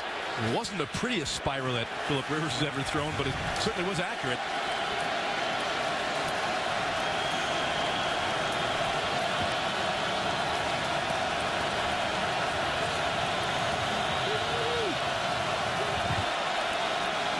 From the 30, Curtis Brinkley tries to get to the outside. Only a couple of yards as Tom Bahali made the tackle. Well, guys, we did the Sunday conversation with Phillip. We asked him if he was injured, if he was hurting, and he said no. And people were asking as they watched the first quarter of this game. Rivers was struggling, a couple of ugly-looking picks, but he's really come on here. He's hit 14 of his last 15 passes. Are you seeing anything that would say he's hurting? Absolutely nothing. You know, one thing about Phillip Rivers, he's a fiery guy. And sometimes early in ball games, you come out, the adrenaline's flowing, and the ball is sailing on you. He certainly has settled down into this game very nicely, been effective as this game has moved on.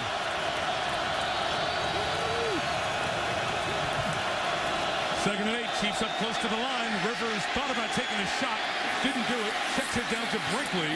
Only gains a couple of yards as he's chased across the field by Jovan Belcher. Well, they love this power play. They love to run this one-back power play. This time you're going to see the power pass. Watch the left guard, Tyrone Green, pull. Kansas City's playing man-to-man coverage. It didn't fool anybody. Nice job by Phillip Rivers finding a check down. Another key third down is 6. And Kansas City is in full substitution mode on defense. They brought in every one of their pass rush specialists. Keep an eye at the top of the screen on number 50. Their third-round draft choice, Justin Houston. He showed some good pass rush in the last couple weeks. Rookie from Georgia looks like he's ready to prowl. Erased by McNeil as Rivers throws incomplete for Creighton. The underneath coverage by Javier Arenas. Javier Arenas in perfect position to defend that route. You've got a safety over the top. He undercuts the route, bats it down. That's playing the defense call. Don't be a hero. Do what you're supposed to do. You'll see Antonio Gates right here. This is how you stop Antonio Gates. That bullseye defense. Don't let him get off the line clean. Here's the play by Javier Arenas. That is well done, understanding your defense and how to play it. Nick Novak from 44. one leaking right, just sneaks inside the upright and is good. Second 44-yard field goal. Chiefs have been inside the 34 5 times tonight. The Chargers, I should say. Only 6 points.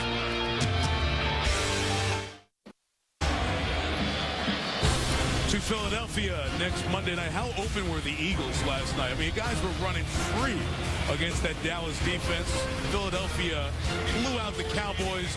And now Urlacher, Briggs, Peppers, and the Chicago Bears take on Michael Vick. Monday Night Football from the Link. 7 Eastern Monday Night Countdown. We kick it off 8:30 Eastern time. Mike, they're open because they're fast. Their speed is eye-popping. Look out. From the goal line, Dexter McCluster. Trying to run through Steve Gregory and Curtis Brinkley. Tackle made 21-yard line. See if the Arrowhead atmosphere and Matt Cassel can combine for a drive. You're in the third.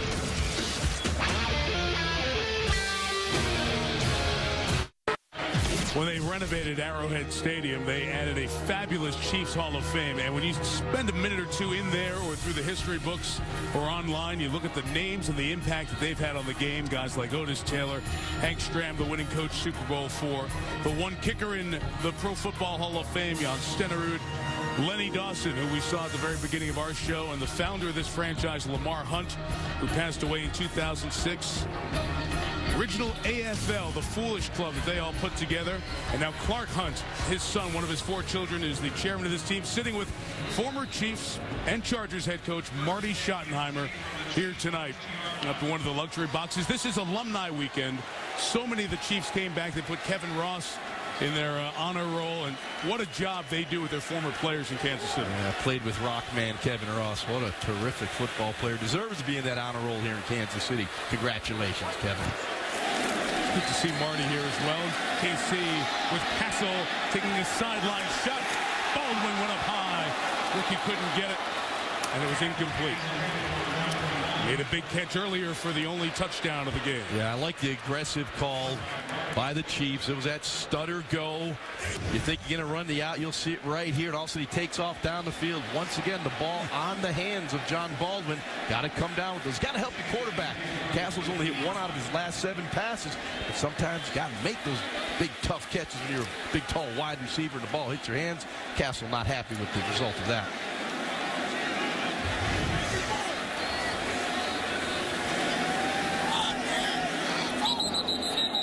Had to direct the rookie Baldwin there. We have a false start penalty. Start, number 85, offense, 5-yard penalty, still second down. He's on the tight end, Jake O'Connell. You know, you look out there in that Charger huddle on defense, there's a lot of new Chargers. Yes. I mean, we just saw Marcus Gilchrist out there make a play. Here's Darrell Gamble, an outside linebacker who's a rookie free agent, wasn't drafted out of Georgia. I see Travis LeBoy, Takeo Spikes, Corey Leggett. I mean, there's 6 or 7 Chargers that weren't even here last year. Big overhaul on this side. Of course, their coordinator, Ron Rivera, now the head coach of Carolina. Cassel throwing middle, deflected, and it is intercepted by Eric Weddle. He and Spikes were trying to catch it. Weddle's got it, and San Diego's got it at the 29-yard line of Kansas City. Zone blitz. And Cassel throws the ball into tight coverage. Tip passes in the middle of the field. Usually bad things happen. Let's take a look at Baldwin. Ran this play earlier. There's Marcus Gilchrist once again around the football. Spikes. And there's Eric Weddle, who's one rich safety. He had a huge deal in the offseason.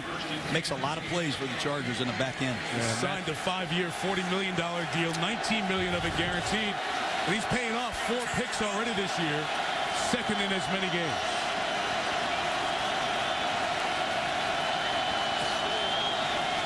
San Diego's been down this way a lot, and they don't have a lot to show for it. Ryan Matthews runs right. The 25-yard line. The gain of a couple. Once again, a nice play by Brandon Flowers in run support, but I have to wonder, where is Ryan Matthews? Oh, he did carry that. I thought that was Brinkley. That's what happens when you get old, Mike. That's why we need that super slow-mo. Important San Diego, who's had great field position to start a number of drives tonight, capitalizes. This red zone offense has been very humbling to Norv Turner and Phillip Rivers. They're usually much better down here. How about another flag?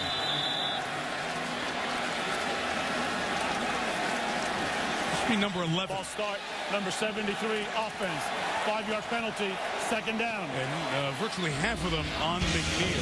Those mistakes on top of these mistakes in the red area. The opportunity, Patrick Creighton, offensive pass interference, backed them up. Ryan Matthews on a drive, put it on the ground, recovered by Kansas City. And this one, hard to call this a mistake. It was back and forth with John McGraw and Gates. Penalty could have gone either way or no call. And it was called against Gates, erasing what would have been the first San Diego touchdown. And 2nd and 12, Rivers got it out quick. Got it to Gates at the 24-yard line, so they get the penalty yard plus 1 back. Well, that's what you have to do in a situation like that. Don't be greedy. Don't force the throw. You're in field goal range. Get half of it back. Now put yourself in a manageable position on 3rd down. You're right at that 3rd and 5, 3rd and 6. Good chance for man coverage here by the defense. This is when you start to look for the back out of the backfield, Ryan Matthews. You're probably going to get double coverage on Antonio Gates.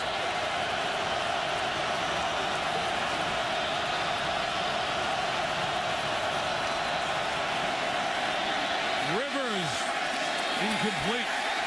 Richard Goodman, the wide receiver that they went to. Well, that's where Rivers has to go. Romeo Crennel has taken away the best thing that you do in the red zone. Antonio Gates, they have him viced. I mean, he's got a double vice. You see it before the ball snap. Romeo Crennel's going to make Phillip Rivers throw the ball to number 15, Richard Goodman, who's an undrafted free agent. That's what I love about Romeo Crennel. He'll take away what you do best, beat me with something else. And Romeo's on that Bill Belichick coaching staff for a lot of years. Use that bullseye attack. Take away your great player. That's what they do. Novak from 42. He's got a 44, a 44, to 42. Hanging in there. Kansas City. The lead down to 4.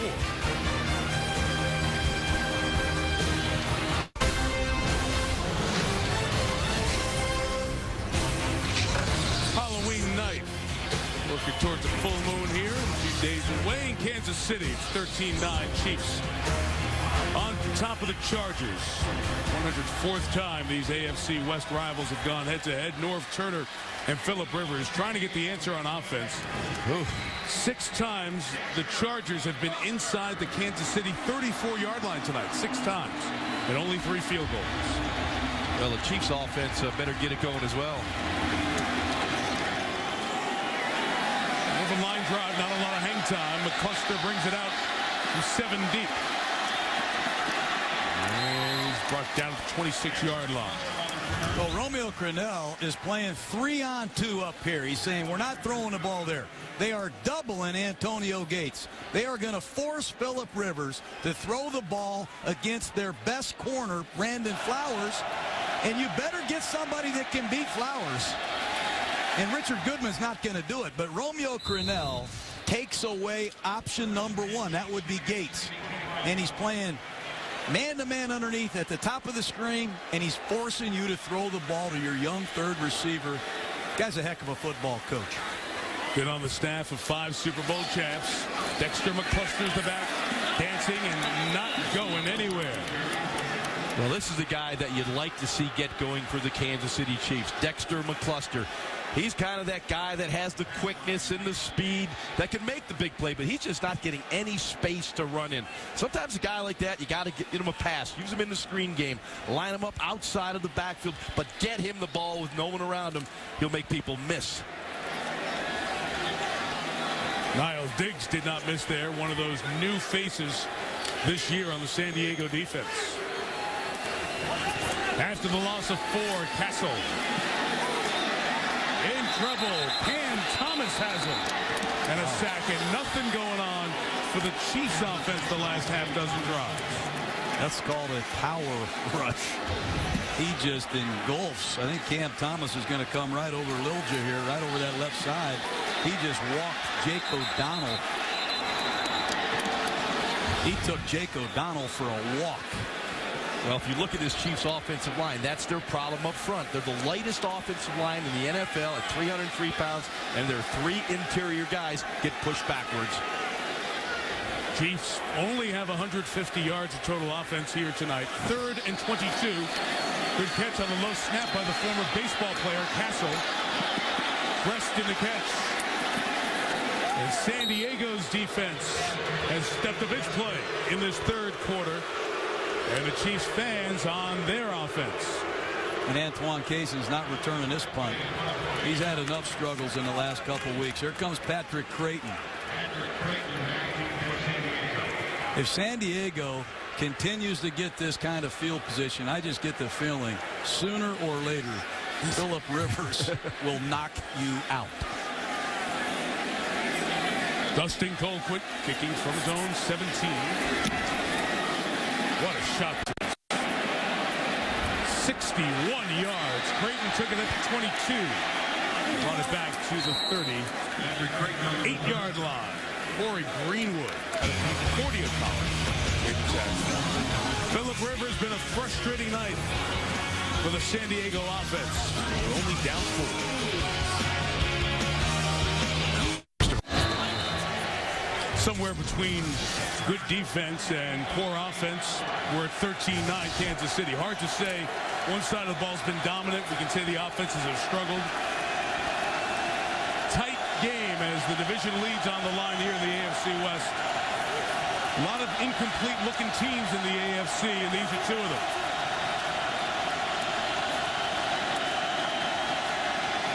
Rivers throwing seam off the hands of McMichael. And incomplete. Randy McMichael tried to make that grab.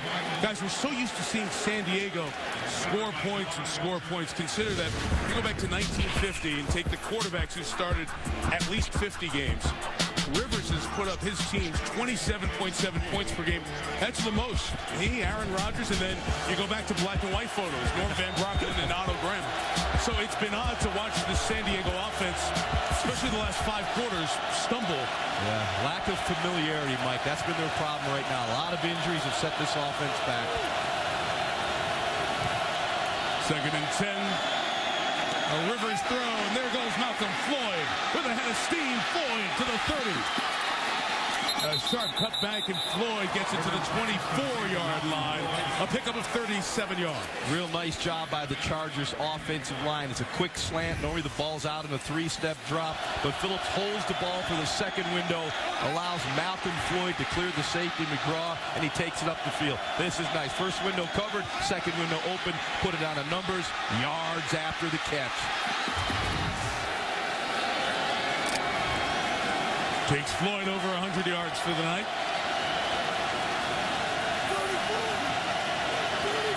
Again, the Chargers down in this area between the 35 and the 20. Ryan Matthews left off the pulling block from Jeremy Clary. First down to the 10-yard line. I like that call right there. The Chiefs are in a dime defense, meaning they have one linebacker. And John McGraw is a defensive back, and he's playing linebacker in this dime defense. Run the ball right at him and let Ryan Matthews go to work. Excellent call by the Chargers. Let's see if they can bang this in. 1st and goal. Hey, John, how about that block by Jeremy Clary on Derek Johnson? That was super.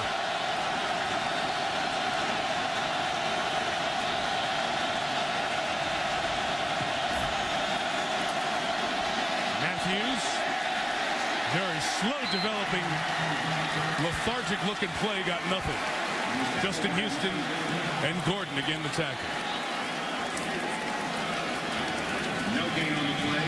2nd and goal from the 9-yard line. This is an area where we've said San Diego has struggled. A big reason for that is the injuries to all these skilled receivers. Not only do they miss time on game day, they don't practice. And this is the area of the field that needs the most rehearsal. Again, Gates with full attention. In the tight slot to the right. He's going to get open for Rivers. Keeping it alive, throwing it away. Once again, Antonio Gates with the double vice treatment. They have him in and out with two defensive backs, and once he goes inside, McGraw has him, then Daniels frees up. You have to wonder how healthy is Antonio Gates, Jaws. I know he's had that lingering foot problem for well over a year, but somebody on the San Diego Charger offense has to beat man-to-man coverage. Kansas City has the advantage now, though, with 3rd down and goal. Romeo Crennel loves to play maximum zone coverages here. Watch the play clock. Off in time, they say. Rivers. Flag down. Flag is thrown right where Rivers was. Phillip was sprinting out, barking at the official for a call. Looked like Marcus McNeil tackled Ali. Holding number 66, offense. The penalty is declined. 4th down. Going to get Clary, and it will be another field goal attempt for Nick Novak. Well, that's what Romeo Crennel does. You don't know what he has in store for you on 3rd down. I think that time they just rushed 3. You're going to see a maximum zone coverage. They did bring 4, but it's too deep. Combination coverage underneath. And they're working Antonio Gates right out of this football game with double coverage. You know, the Chargers have struggled all season long in this area of the field. Not only tonight, they've averaged only 2 yards of play in the red zone all season long. That's 30th in the NFL. Novak from 26. It's a 1-point game, 13-12. So that's 7 times inside the 35 and 4 field goals as the players do not separate after the kick. This is an old school AFC Western tilt right here.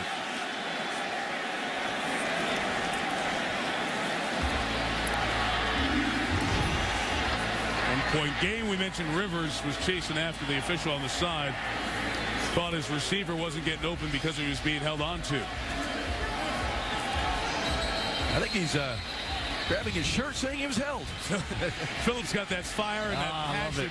He's a very religious guy, and he says it's never nasty in terms of language. It's backyard competition. These are his words. And you'll ask other players, and they don't call him a dirty guy, but he really gets involved emotionally. He's about to turn 30, the father of 6. And he says, I get my kids out in the backyard. They're 9 and 7 and 5. And I'm competing. I'm all excited with them. And I said, wait, aren't your oldest kids girls? He said, oh, yeah, sure. And he talks about his youngest, his boy is about 3.5 or 4. And he's up there, Dad, can we watch a football game? And he said, where were we on the couch Wednesday night watching UConn play Pitt in the college game? So he's the son of a coach. His brother's a freshman redshirting quarterback at LSU. The football family that Rivers clan. Well, Mike, I always look forward to we get a Chargers game and meeting with Phillip Rivers. He has just a passion, a love for the game that, I mean, you talk to him, man, he just gets you fired up about playing football and about the game. He is a fierce competitor. His team's had the better of play this second and third quarter. They trail by 1, and here comes McCluster. Up to the 26-yard line. Chargers are 4-2. The Raiders are off. They're 4-3. They were shut out at home by Kansas City last week. The Chiefs started 0-3 trying to tie it. You lived some of these AFC West head-to-heads during your years in Oakland. Yeah, and the West is going to come right down to the wire, but the division is up for grabs. Somebody's got to grab a hold of it and choke it. Quit talking about Tim Tebow and the 2-5 Broncos. Relax, John, Chargers, relax. Chiefs, Raiders. Somebody's got to take control of this division. Toss to Battle. He runs left to the 33-yard line. That's a good positive play for Kansas City. Been few and far between tonight. North Turner at 4-2 is the best start they've had under North. We know this team, like Philadelphia, strong finishers. On the other side, when they lost in San Diego, Todd Haley didn't shave. He's been growing a beard ever since. He's approaching Dan Fouts beard territory now. A very superstitious guy as his team's on a 3-game roll. How about that hat? He's been wearing that for about 3 years, I think.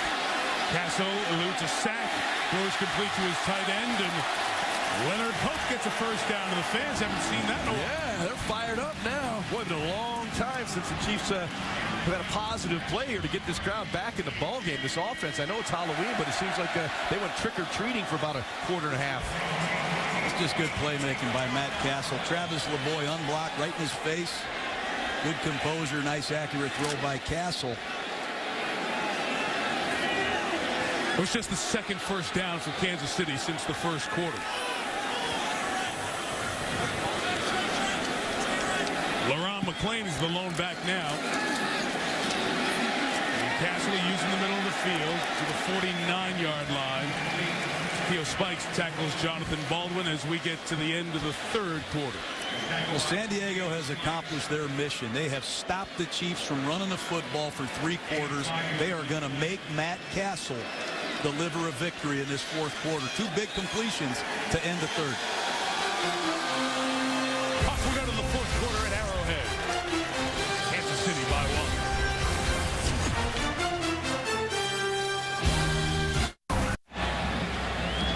Fourth quarter here in Kansas City. Chiefs 13, Chargers 12.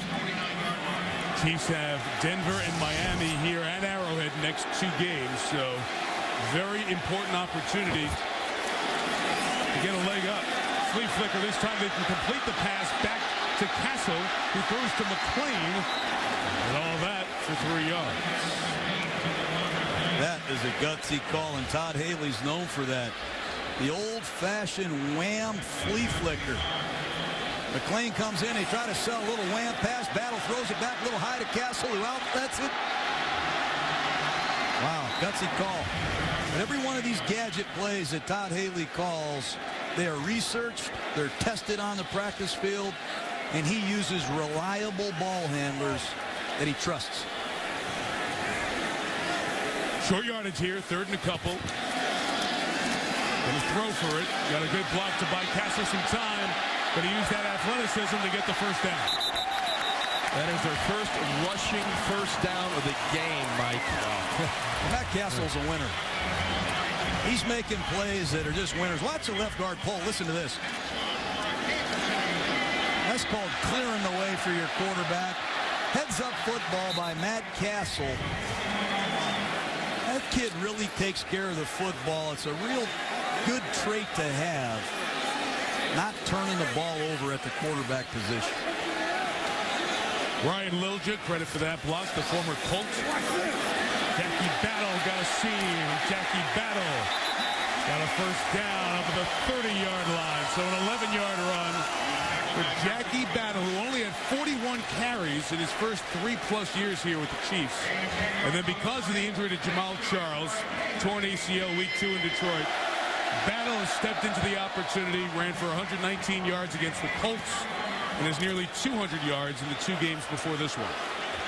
That's a good play call for Jackie Battle. Get him going downhill. He's a power runner, well executed.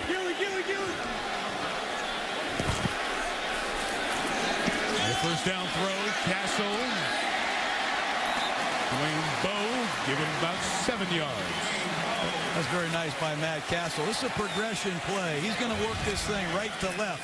Watch Cassel's eyes as he scans to the right of the screen for Steve Breaston, number 15. Not there. Then he looks for Pope. He gets all the way back to his outlet receiver, Dwayne Bowe. Good football. Looks like a cramp for Quentin Jammer. The Chargers' best corners down. Timeout. Trick-or-treaters, bunch of costumes here tonight. Wow. Chiefs second down at the 24. Battle toss left. McClain got a block. Battle got the edge. Jackie Battle gets a first down, Kansas City, before Donald Butler could hit him. And with Quentin Jammer out of the game, Antoine Cason has returned at right corner. Good finish by Battle to get the first down, but Kansas City loves to run the ball in these first and second and normal situations. And if they jump into an 8-man front, trust me, they're going to throw the ball to Dwayne Bowe at the top of the screen against Antoine Cason. Cason victimized for 3 touchdowns, Plexico burst last week. Battle runs 15, 10, 5 to the goal line and in. Chiefs touchdown. Wow, that is how you run the football. That's what the Chiefs like to do. Power run the football. Get the pads of Jackie Battle. Parallel the line of scrimmage. Here comes the power right there. McClain with a nice kickoff block. Now to the green grass to the end zone for Jackie Battle. Good stiff arm. Well, it's an 8-man front, Jaws. By rule, every score reviewed, as you know, may have been short with that knee down as he's stretching out right there. It would look to be just short of the goal line from this angle, but that's not the look right down the line. As you know, automatic review on every score, so they'll look at it to see if Battle is in or not.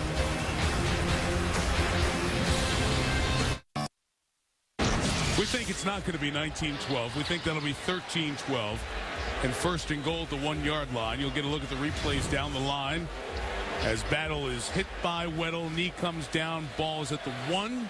Alberto Rivedon, our The ruling referee. on the field will be reversed. The player's knee was down prior to putting the ball across the goal line. The ball will be placed on the 1-yard line.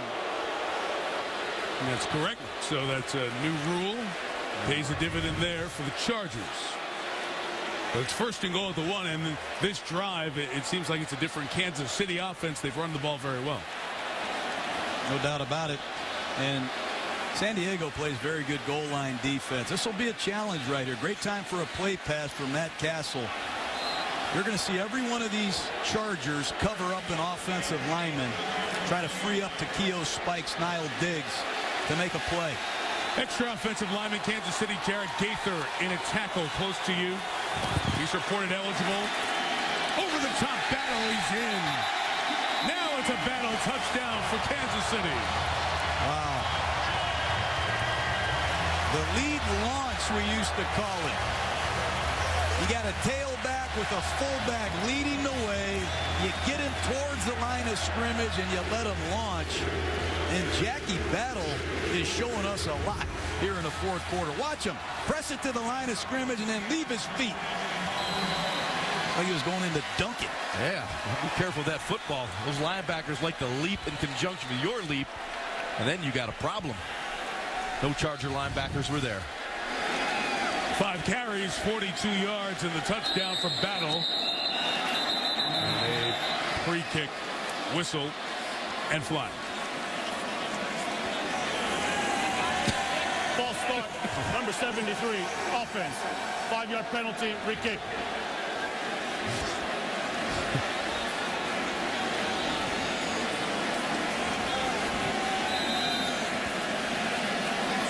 Chiefs had gone multiple drives without anything. 3 and a punt, 3 and a pick, 3 and a punt in that second half until that 10-play, 74-yard drive. It backs up, suck up. It still makes the extra point. It is still a 1-possession game. The lead is 8. Jackie Battle's got his first touchdown of the year. Third of his career.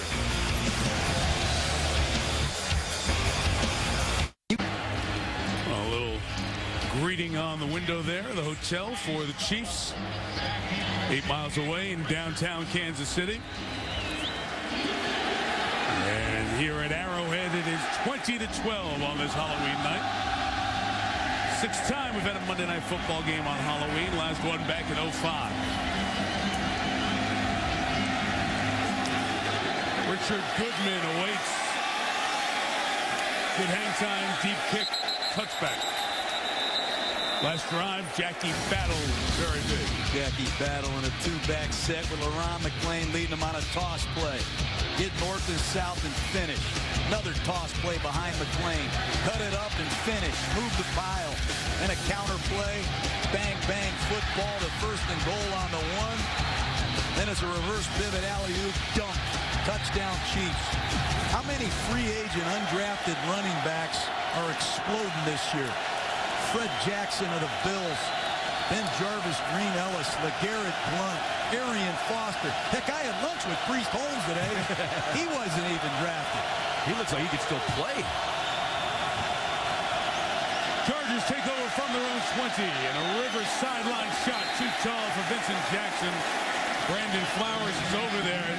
They were hoping tonight to take advantage of that 8-inch size difference between the corner and the receiver, and they really haven't. And they really haven't. It was an uncharacteristic high throw from Phillip Rivers. Vincent Jackson's going to win on the route. He pushes Brandon Flowers, comes out the break, he's open. Phillip just overthrew him. That's usually a slam dunk for this Charger offense. I've seen those guys complete that ball in their sleep. San Diego is off. They are off. All this injury, all this inactivity, killing this offense. Chiefs rush 4. Rivers avoids the sack. Keeps the play alive. Now throws back, and it's caught by Patrick Creighton. Coming across the field to the 38-yard line. What a job by Rivers to keep it alive. And Creighton to work with his quarterback. Yeah, it was all Phillip Rivers, Mike. I mean, you thought he was going to get sacked. He used his strength there, his 6'5", 228-pound frame. Got away from the sack, got on the perimeter, and allowed his receiver, Patrick Creighton, to uncover. And John McGraw, the safety, was played a variety of roles for Kansas City since Eric Berry went out, is shaken up on the play. We'll come and look at McGraw, and we'll look back at Rivers' effort. Yeah, you can see his strength in the pocket here. You think he's going to come down, but he is big, he's strong, and he is defiant. I always like to look at a quarterback's eyes when they get on the perimeter. He's looking for someone to uncover, looking, and he throws Patrick Creighton open. Nice job of getting him away from the coverage, make the catch in space, pick up a few extra yards after the catch. There you see the turnaround for Rivers after the very poor 2 of 8 start. A couple of interceptions, high, inaccurate. Once again, that last play, Tom Bahali had the pressure. And he seems to be the only Kansas City Chief that can apply it. But watch what Tom Bahali does to the right tackle, number 66, Jeremy Clary. The power in Holly's body is real. And they need it from number 50. Justin Houston. They need it on the other side as well. Donald Washington has come in to replace John McGraw at safety as Brinkley runs inside to the 42-yard line, and a 4-yard gain for Curtis. We pointed out John McGraw and his injury coming out for Kansas City.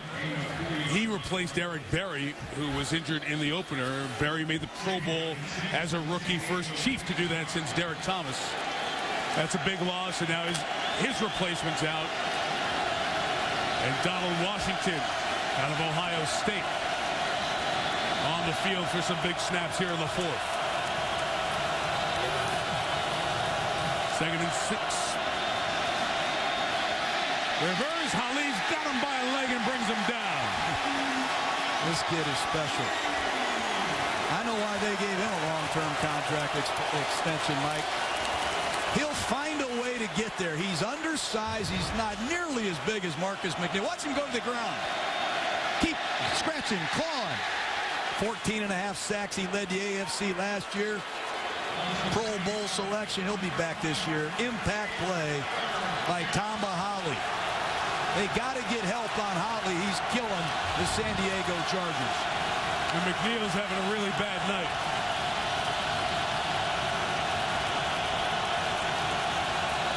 First down away to the 48. Rivers flushed again. Nobody breaking free. And now down the sideline, a catch for the first down. And was he touched?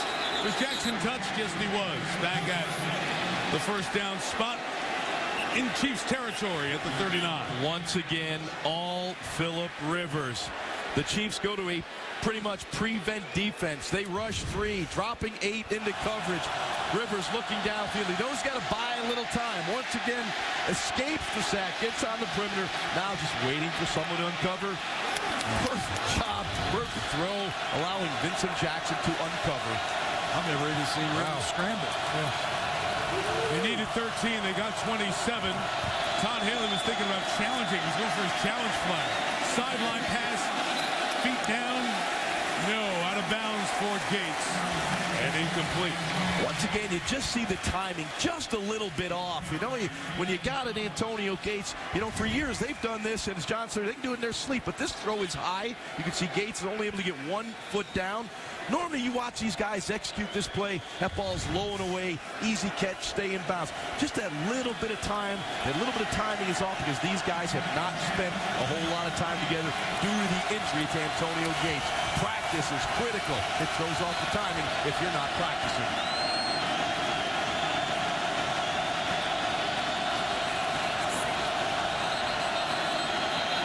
Another whistle. Timeouts, Kansas City. Kansas City called timeout. That is their first. 9:01 to go, fourth quarter. 8-point Chief lead.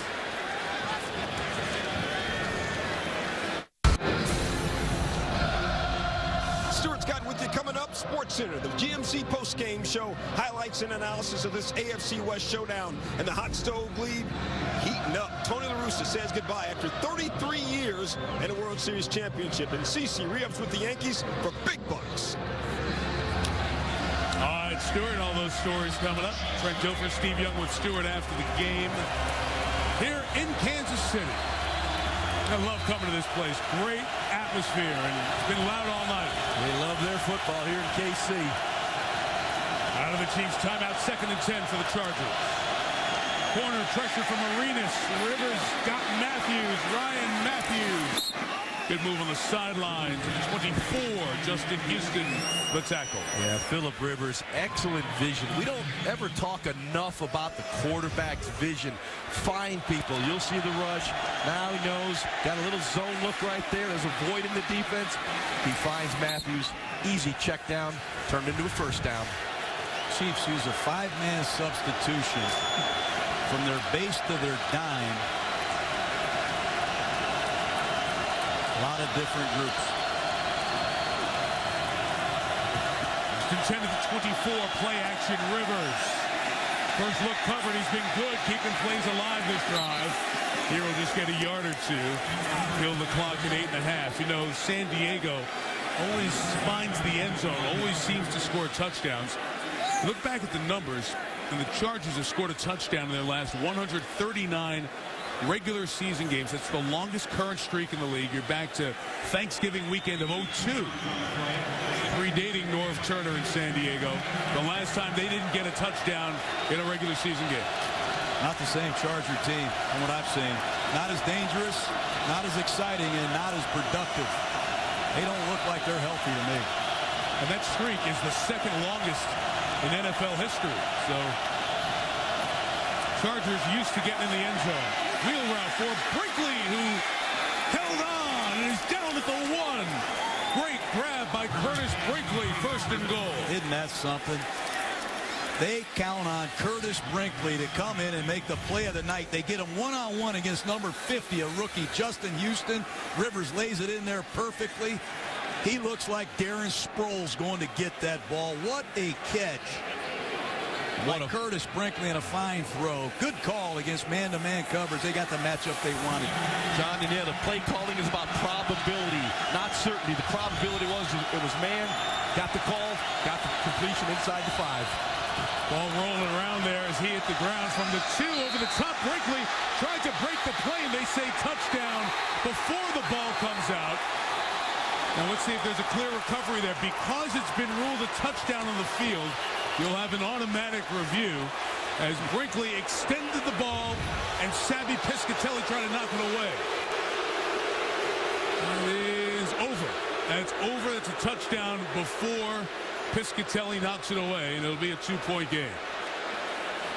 I've never seen backs expose the football like they have tonight in the goal line. This would not be a wise challenge by the Chiefs. It doesn't. It's a scoring play. Scoring play called on the field, so it doesn't matter. Thank you, Mike. Upstairs has it taken care of. He has control of the ball as he extends it out with his arm there. That's a touchdown. Yep. And it has been confirmed upstairs it's a touchdown. So the first ever NFL catch for Brinkley and the first touchdown for Brinkley makes it 20-18, and the Chargers will go for 2. This is where you have to be careful playing man-to-man coverage against Malcolm Floyd when he's split like he is in this situation at the top of the screen. League-wide average this year, 39%. 2 of every 5 are good. Chargers for the tie. Rivers. Brinkley, did he break the plane there? They say yes. And that will be automatically reviewed. I didn't think he got in, Mike. But again, it's going to be a bang-bang instant replay challenge play. And nobody does it better than you, Mike. And our camera, we'll have a camera angle right on that goal line. Let's take a look. And this angle is right down the goal line, so you get a good look at it. Catch, step. He broke the plane. Yep, right down that line. Yep. You see it there. You see this angle as you watch the catch and the feet and controlling the ball as he tries to just stick any portion over the ball across the front of the plane. Curtis Brinkley, who's had 3 back-to-back exciting plays, may have tied the game for San Diego.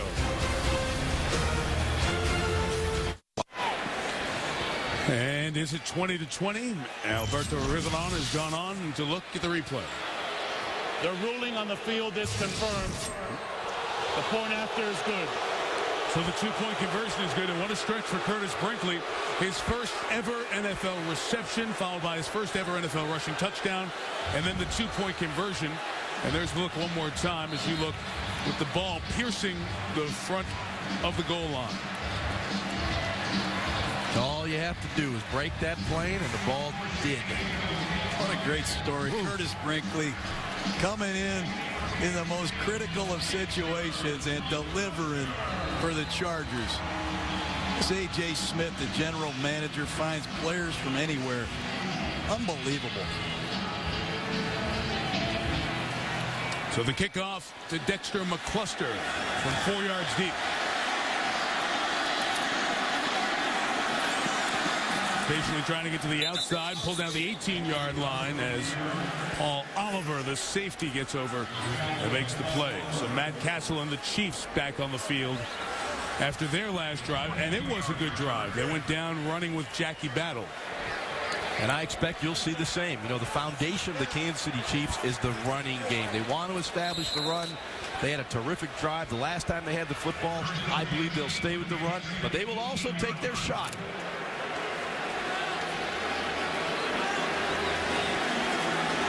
Two tight ends and 2 backs.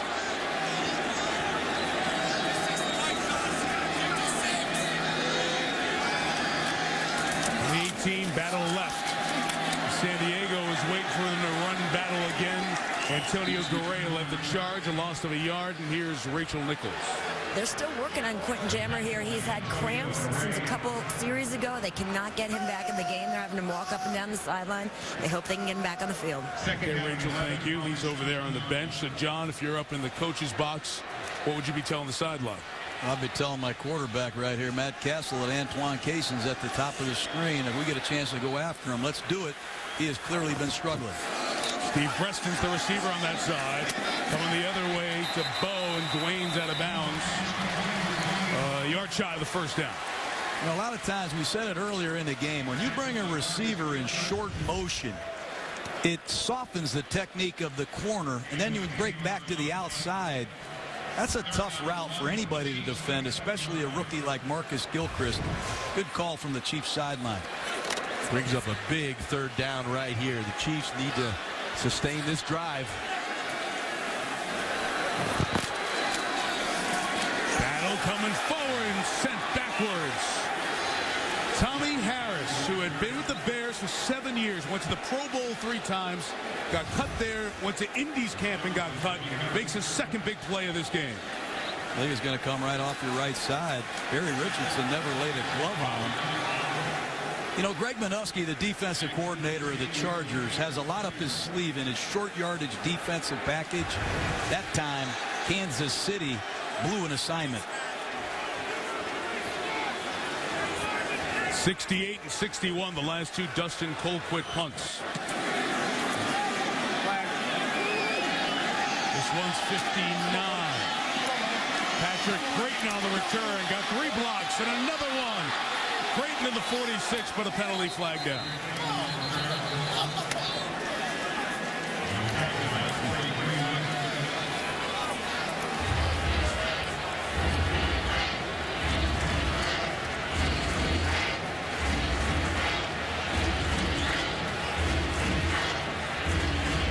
down over back by the line of scrimmage near the Chiefs bench area. Talking to Norv Turner, so it'll be on Kansas City. You know, ineligible player downfield by the kicking team. The 5-yard penalty will be added to the end of the run. First down, San Diego. You know, when we talked to Philip Rivers at the hotel about what happened at the end of that Jet game, he was very upset with himself, very upset with his teammates, and he looked at me with fire in his eyes. And I just had the feeling after he said, I'm going to make somebody pay. I think he's talking about the Chiefs. I'd be surprised if he doesn't show his best stuff in this situation. Once again, Brinkley in at the back from the 48. Rivers, right side fire for Gates. Contacted by Flowers and incomplete. With that penalty flag back by the quarterback. Number 73, illegal use of the hands to the face. 10-yard penalty, repeat first down. It's either 6 or 7 penalties on Marcus McNeil here tonight, the left tackle of the Chargers. That's not good. You're going to see once again it's Tom Bahali. He's drove McNeil crazy tonight. And the hand under the face mask as well. Had him on his jaw. First and 20, screen time, shotgun run time. Brinkley still in there as the single back. Ryan Matthews standing there on the sideline right at the line of scrimmage. You see 24 at the 40-yard line over there. Screening Brinkley, third catch of the night.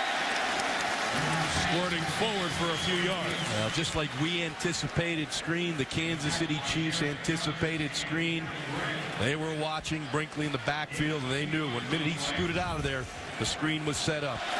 Real nice job by the Chiefs defense reacting. You see Kelly Gray coming down the line, reads that screen, pick him a bunch of red jerseys and helmets to make the play. You know, guys, I look at Ryan Matthews over there. He's not holding his helmet, and that's usually a tip-off that the guy's injured. They take your helmet, you can't go in. Second and 18.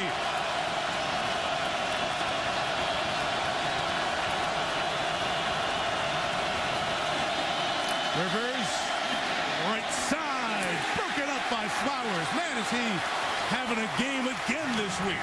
Some great corners this year, starting with Revis, who wears that same number. I swear I'm looking at Revis. Hard to cover a big body wide receiver on a deep inside breaking route. But Brandon Flowers has been a Pro Bowl defender tonight. He's done it all. He's made some impact tackles. He's challenged Floyd. He's challenged Jackson. He doesn't care who he covers. Ryan Matthews, groin injury. Return questionable. Another nick for Ryan Matthews. Been the story of his first season and a half with the Chargers. Third and 18. Bringing pressure, rushing 5. Rivers throws, complete to Creighton for a first down. Wow, they go with a blitz on 3rd and 18. They get just enough protection, and Rivers finds Creighton. Good pass rush by Tom Bahali, but Kansas City dials up a blitz, plays single coverage on 3rd and 18. And Philip Rivers makes the play of the night, if you ask me. John, that was tremendous anticipation by Philip Rivers. He felt the pressure, got the ball out on time with action. That's playing quarterback in a critical situation in the game. On 3rd and 18, they got 19. And it's Brinkley galloping through the hole to the 31-yard line. So San Diego, Mike Tolbert out. Ryan Matthews, groin injury, return questionable. And it's Curtis Brinkley, a back with very little NFL experience. It's the first major action he's seen. Just 2 carries last year, that was it. And he's the back they have to count on in this game to try to hold on to the division lead. Unbelievable. And they might be counting on Nick Novak, a kicker that Norv Turner just met, to win the game. A lot of new Chargers playing huge roles at crunch time. San Diego has 2 timeouts, 2:45 to go. Chargers have all 3. Again, Brinkley leaping the pile. It's like the galloping ghost.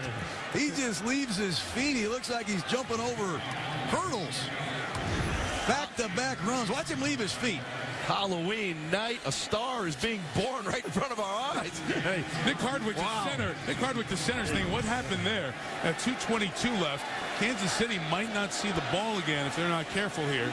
Norv Turner's going to milk this thing all the way down to the 2-minute warning. The clocks, play clock and game clock are synced up exactly, but they can get to the 2 without a delay of game flag. Rivers has made 3 huge plays, 2 scramble plays, and that 3rd and 18 throw, spectacular. 2 minutes to go. Game tied at 20.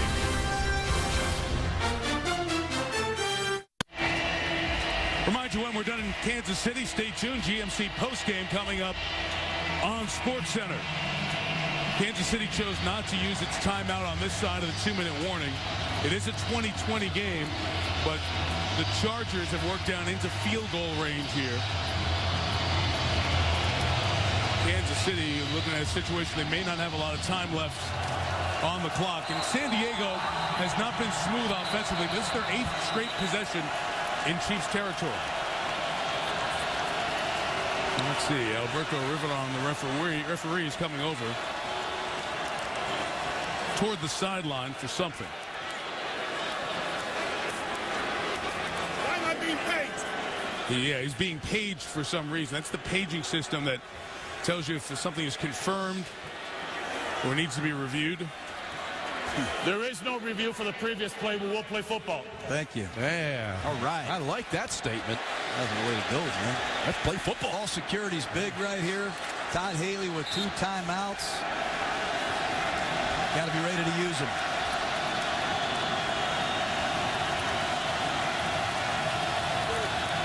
Receivers bunch to the left. McMichael, the other tight end, goes right. Brinkley with a cutback run. Is shy of the 20-yard line. Kansas City will take its first time out here with 1:54. They only have 1 remaining. Play of the night, Phillip Rivers. You want to see an unbelievable play. It's 3rd down and 18. And they're going to run a cross dog blitz right in his face. And number 56 is going to come second. Derek Johnson. It ain't block him. He throws the ball before the pressure gets there. Romeo Crennel had the perfect blitz called. You can say, why'd they blitz? It's hard to defend Phillip Rivers. Superstar quarterback, and he has really played incredible here in the 4th quarter. Yeah, Norv Turner told us yesterday they needed Patrick Creighton to show up today in the most critical time. He did, but you're right. What a throw. What a throw by Phillip Rivers. 2nd and 6. Brinkley's run for 6, 6, and 4 the last 3 carries. There he goes again. Getting to the edge, cutting it back. Very close to a first down. Kansas City using its final timeout at 1:48. It's 3rd and a yard, so if they can stop it, well, let's check the spot here first. We're having conversations about where it was spotted over there. The Chiefs weren't happy with the spot. Raiders watching with great interest. I want to say they're rooting for the Chiefs, but they'd be happy with the result if Kansas City won. Then we'd have a 3-way tie at 4-3. How impressive has Curtis Brinkley been? You know, you can see the quickness he has, the lateral agility, and the sense right here to cut this back inside. Power. Put a show on tonight. Very impressive young man getting an opportunity with the injury to Ryan Matthews and taking advantage of it. This is where Clarence Shellman, the running back coach, Norv Turner, Phillip Rivers, somebody says, Curtis, you've done a great job, but protect the ball at all costs. Protect the ball. I'll guarantee you, Phillip Rivers in the huddle is saying the exact same thing, John. Got to sneak this, I think, right here, Jaws. Chiefs have been good 3rd and 1 or 4th and 1. They've allowed 11 of 21 to be converted on the season. Run with Jacob Hester inside. Pounding forward for that first down, and they'll stop it at some point here and decide to measure. They're not helping Kansas City with the spot. It is a first down here, so sliding the chains forward and saying first down. And Kansas City cannot stop the clock at the 15. From here, a 33-yard field goal for the win for San Diego. Reverse pivot, just a straight give up front. Hester does a nice job surging for the first down, and San Diego will try to center the ball. They'll try to put the ball exactly where Nick Novak wants to kick the game winner from. Phil Rivers lost the ball. He lost the ball, pulling away from the center. Let's see who's got it. Somebody's got to get in there and get a look at it, because it continues. There's been no signal. What a disaster. Kansas City came out with the ball. They're still looking in the pile. It is Chiefs ball. Unbelievable. Andy Studebaker comes up the pot with the football. Are you kidding me? Look at this. Unbelievable. Rivers' left hand just closed there, Josh. Inexcusable. Game's over, and you kick a field goal to potentially win it in regulation. Wow. Unbelievable. And then no official is in there looking at the pile, and Rivers is trying to get it. And Studebaker goes down there, the free agent out of Division III Wheaton College, pulls it away. And while they're looking for who's got it, Studebaker's out the back end with it. 7th turnover of the night. No timeouts from the 16. Chiefs will run with McCluster. No gain. Can't do anything about it. And we're smelling overtime here. North wants to take time. How's he going to use his 3? Absolutely, he should. Philip Rivers on that sideline cannot believe what just happened. Thousands and thousands of snaps with Nick Hardwick. You work on him every single day, and look at this. His hand was not ready for the snap. His left hand. It was closed. It hit the back of his hand. Well, you have to get pressure with that top hand, and you're right. You have to ride that center. And really, in that situation, that's when you coach your backs almost to just follow the quarterback. I'm surprised they even tried to run a play in that situation. But you got to get over it. You got to spit it out, and you got to find a way to get back in this game. There's still a lot of football left to be played. Still with a couple of timeouts, so the Chiefs will decide to throw it.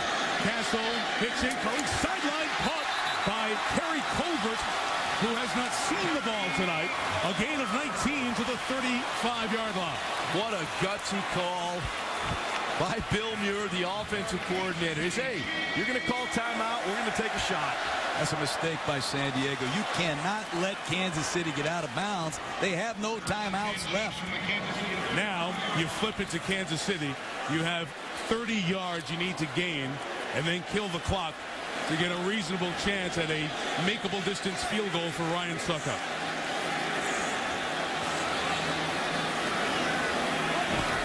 Dwayne Bowe in motion. And Cassel looking. Throwing for Bowe. At the 45, Bowe hangs on. They've got to kill the clock. They can probably kill it at about 16. They get everybody back.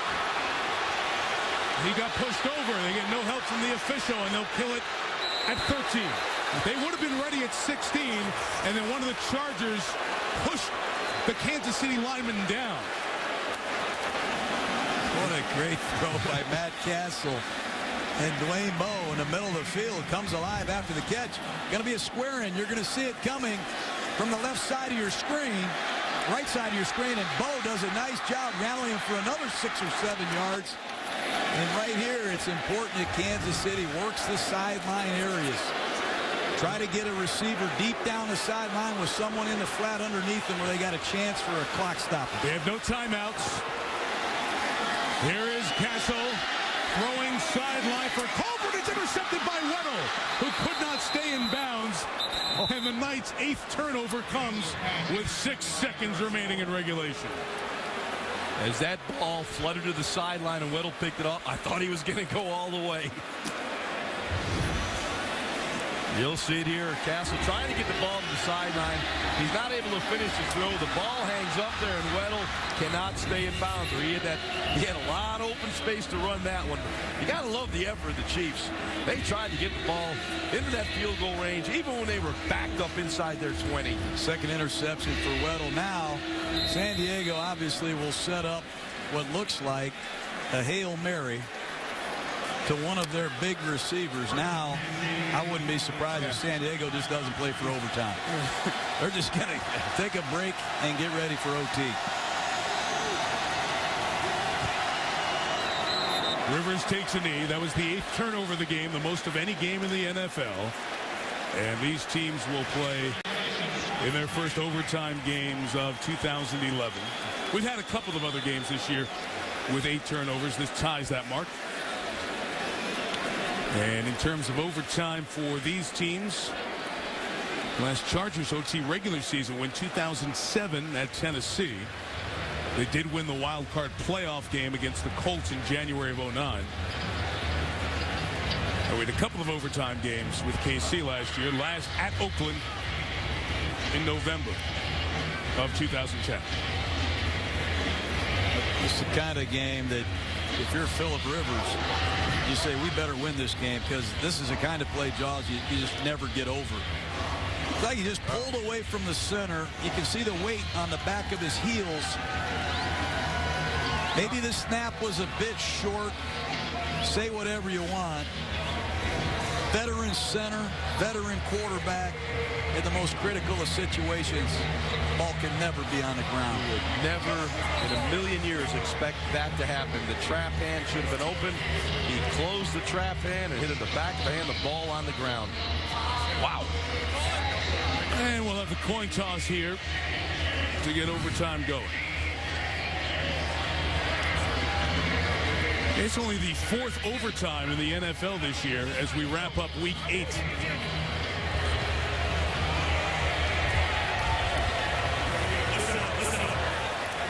Each team will have 2 timeouts. 4th quarter timing rules are in effect. All replay reviews will be upstairs. Good luck, gentlemen. Who's going to call it? He called tails. It is tails. One of the Kansas City guys said, what do you call tails? Yes. Yes, sir. All right, Rivers will get a chance at redemption in overtime when you come back.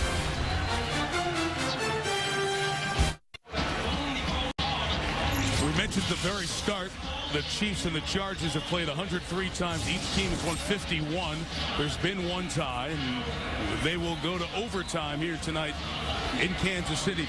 These teams played in overtime on Monday Night Football back in the 90s, and Tamarick Vanover won the game with an overtime punt return, the first and only punt return touchdown to end an overtime NFL game.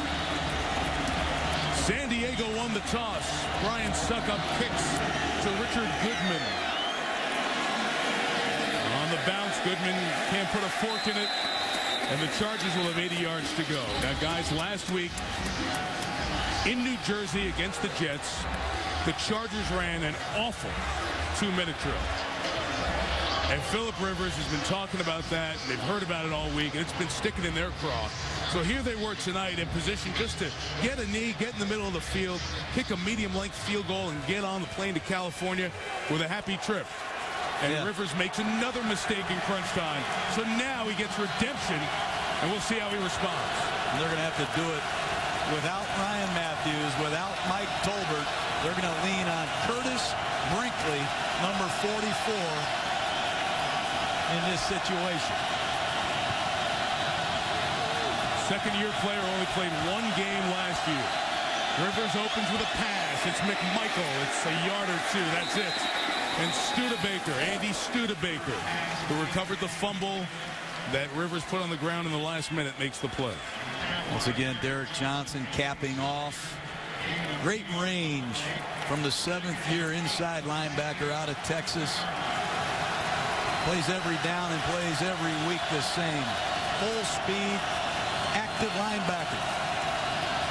The Chiefs continue to play that press, bump and run on the outside. Would not be surprised to see Phillip Rivers take a shot on a quick go route. 2nd and 7, pressure from Ali. He got the ball. Rivers got it back, and he'll go down. Tamba Hali off the edge with another impact play. Well, he's forced Ryan McNeil into about 6 penalties, and he gets Jeremy Clary, the right tackle, on the right side for the 2nd time tonight.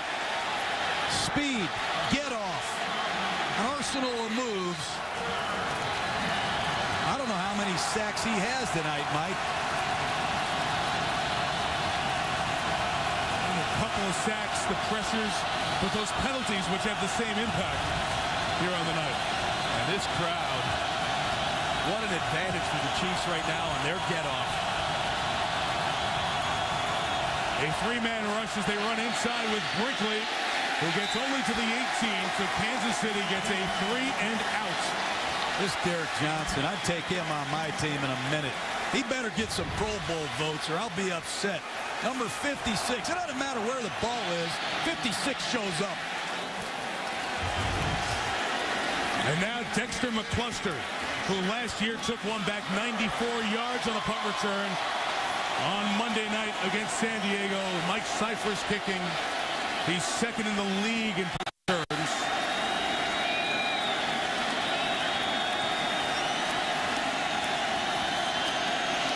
Cyphers with the kick. What a kick by Cyphers. Under pressure, McCluster from the 25 with a spin. Looking for some blocks. Not going to get anywhere. Chargers wanted a block in the back. There is a flag finally thrown on that far side.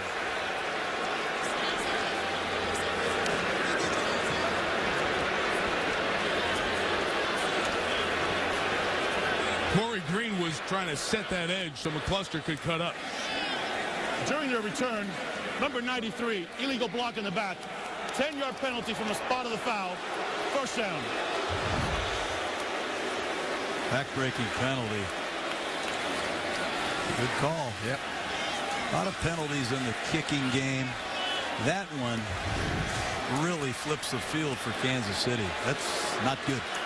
So Kansas City's going to be back around its own 20. So philosophically, how do you guys think the Chiefs approach it here? First drive of OT. Stay aggressive. Yep. I think you got to stay aggressive. You know, if you try to play the field position game here, I think you're going to play into the hands of the Chargers. Play to win this game, not flip the field necessarily position-wise. Be aggressive with it. I play for a first down right here. They're going to toss the ball, I think. They want to keep this running game going.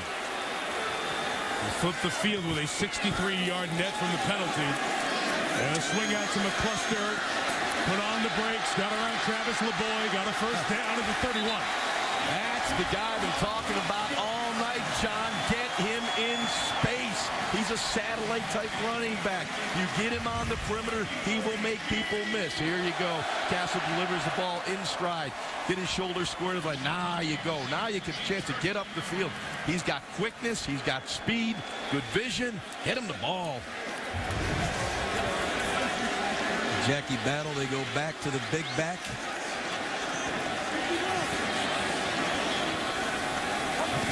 Dwayne Bowe, bottom of the screen. Cassel going that way for Bowe off the head of Jammer, who was out for a good part of the fourth quarter with cramps, and the Chiefs wanted pass interference on Jammer. Oh, that's just good coverage by Quentin Jammer. He crawls right up into Dwayne Bowe and plays this perfectly, pinning him into the sideline. I think it's great coverage. I would agree with you. The crowd doesn't think so, but they're a little biased. Well, Quentin Jammer's had a lot of PIs on him in his past. We know that. But he's one of the more daring, challenging cornerbacks in the AFC. I thought he was victimized by a terrible call last week in the Jet game. Big down by Jammer. And now Jammer off the field here on 2nd and 10. The Cassel will take one of the 2 timeouts that you get in overtime. So Chiefs down to 1 OT timeout. 3 minutes gone by in overtime.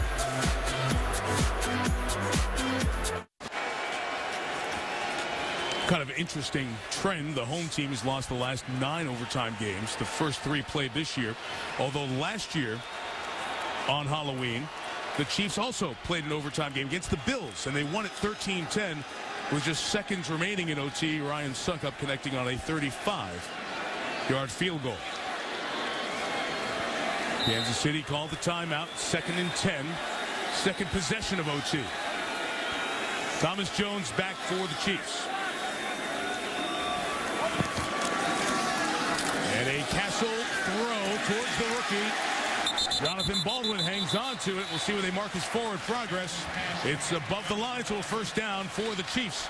at the 42. About the third time tonight, Baldwin has lined up in a tight split, and he's run an outside breaking route from a very tight split, and they've enjoyed great success. That time, a beautiful throw by Matt Cassel. Again, the second game for Jonathan Baldwin. He had 1 catch against Oakland last week and 5 here tonight. Jackie Battle got through the trash and only gets 2 yards to the 44-yard line. Donald Butler, the third-round pick of 2010, made the tackle. Well, they ran that play right into a strong safety blitz. Steve Gregory had a chance to make an impact tackle in the backfield. Chiefs are rotating backs unlike I have ever seen. McCluster, Battle, Thomas Jones, and they're still late getting it all sorted out on their end. Here comes LaRon McClain. And poor Matt Cassel. I mean, the offense looks like it's rushing, and they're not getting the formations and the personnel correctly and on time. And it's driving Cassel off the deep end here tonight. Got to clean that up going forward. Cassel, bring it over to McCluster. Made a man miss again. Dexter McCluster thrown out of bounds at the 42-yard line. I'm going to tell you something. I've liked this guy for the last couple of years, and I just can't imagine they don't do more with him. Have a McCluster package. This guy has Reggie Bush-like moves when he gets out on the edge of the defense. He does have good hands. He's got the quickness. Somehow, some way, you got to figure it out. Get this guy the football. Here in overtime, he's made 2 tremendous plays to move the chains for the Chiefs. And now Ryan Succop's field goal range is about a first down away. Chiefs at the 43. Cassel back out to McCluster. This will be a 3-yard gain as he hurdles the bench. They must be listening to us. Well, they're using a 2 halfback set right now. That time Thomas Jones and McCluster are together in the backfield. Jones picks up the blitz. San Diego right now can ill afford to give up any more yardage because they are officially in Succop's range. Look for pressure. Man-to-man coverage at the top of the screen. Cason versus Bo. I would not be surprised if Matt Cassel doesn't look up top. From the 40, here's a toss. Thomas Jones saw a yardage lost ahead, so he tried to survive it. Just a loss of 2 back to the 42 before third down. Here's Rachel Nichols. Guys, Quentin Jammer has grabbed his helmet, but those cramps still causing him problems. He is massaging his right thigh. He is massaging his right shin, and he's walking up and down the sidelines. They've had him jog a few times, still not enough to get it out. He's working it out, but he wants to be out there. Not out there yet. All right, Rachel, from here, it's a 60-yard field goal from Succop. His longest 54. He made a 55 in college, so they need some yards to get close enough. 3rd and 9, and a move by Brandon Albert, the left tackle. Wow. False start. Number 76, offense. 5-yard penalty, still 3rd down. This is where Greg Minuski, the defensive coordinator of the Chargers, you'll see the false start. Got to be real careful. You don't want to play it like a normal 3rd down and extra situation and play a zone coverage and get off the field. You do not want to give up an 8 to 10-yard gain and give Succop a chance to win it. So you have Bo up there at the top. Cason is giving him a cushion. There's Cassel throwing across. It is caught by Preston. Steve Preston, first down, 30-yard line. Matt Cassel, outstanding in the pocket, understanding what the defense is doing. They probably weren't thinking about getting that first down. Get the ball to Preston on the crossing route. Cassel read it nice. You'll see him drifting back. All of a sudden, Preston opens up. Now he gets the cross ground. Now you have space. And Preston not only gets the first down, he moves the ball a lot closer to field goal range. Nice job of the release, getting off the ball clean, making people miss, getting his ball down to the 30-yard line. What's your approach now here at the 30 in field goal range? I'm going to run the football right now with my big back. You've got the people in there to do it. Again, out of the huddle late. Almost got Cassel on the handoff. Donald Butler tackles the running back Battle with no gain. Cassel is limping back. Don't know if he cramped up or if they got his leg. I think Kansas City has to get the plays in early enough here. They're killing themselves with guys rushing out of the huddle. Well, they haven't changed personnel from 1st to 2nd down, so there should be a lot of time on this particular snap, Mike, but I agree with you. Well, you have to assume pressure right here from San Diego. Little play pass right here to the fullback in a flat is a common call. At the 30, here's Battle running to the left to the 21-yard line. From here, the field goal is 39 yards. Do you go for it and pick it on third down, or do you keep trying to get the first down? They're going to run the football, I think, again, but that's just good gap blocking by this Kansas City offensive line. Pulling the offensive guards, blocking down with big tight ends. Excellent misdirection call by the Chiefs. Antonio Garay, the Chargers, slow to get off the field. They're all out. 3rd and 1. Set this up and kick the field goal. Timeout San Diego. They had confusion on the defensive side.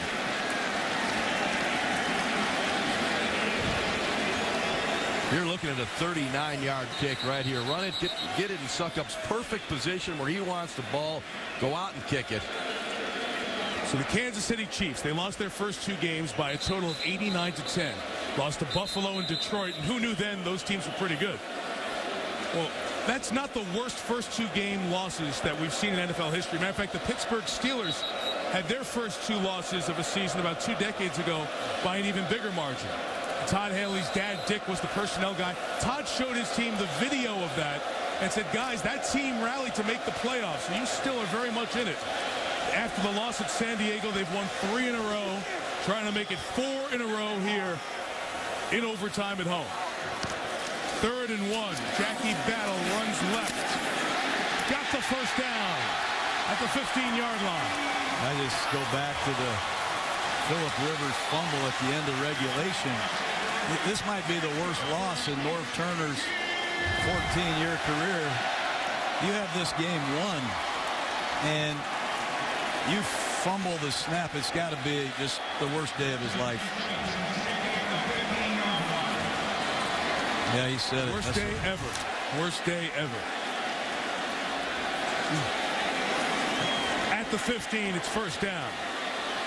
5 first downs on this drive, Kansas City. Battle right. No gain, 2nd down. I got to tell you, if I'm Todd Haley and I've been watching this game, what happened to Phillip Rivers, I'd send my kicking team out there right now. Now, this is a chip shot for an NFL kicker. Remember, Suckup missed one earlier.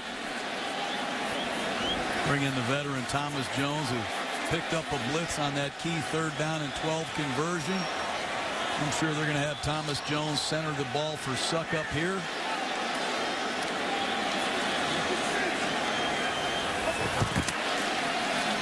Jones, middle of the field. Thomas Jones to the left side to the 11-yard line. And here comes the field goal unit for the victory. That's what I'm talking about. Don't be messing around these exchanges and guys ripping the ball out.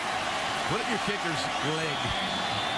Suckup did not miss earlier. It was Novak who missed earlier. Ryan Suckup made 2 game-winning overtime field goals in each of his first couple of seasons here. Remember, Norv Turner has a timeout. If he chooses to use it to freeze the kicker, it will be a 30-yard field goal attempt. Turner does here use the timeout. And all the scenarios have been covered by the Kansas City Chiefs. That's why you kick it on 3rd down if it's a bad snap. Colquitt will cover it up, give Suckup another chance. But I saw Carolina miss one of these yesterday at the end of regulation. Yes, against Minnesota. As good as these kickers are today, pressure does funny things. Oh, you are correct, little wise one. Conditions are perfect. Doesn't look like the wind is a factor. Thomas Gafford is the snapper, and Dustin Colquitt, the punter, is the holder. Exactly 1 year ago today, Ryan Suckup kicked a 35-yard field goal for an overtime win. See if he'll play the same role on Halloween a year later.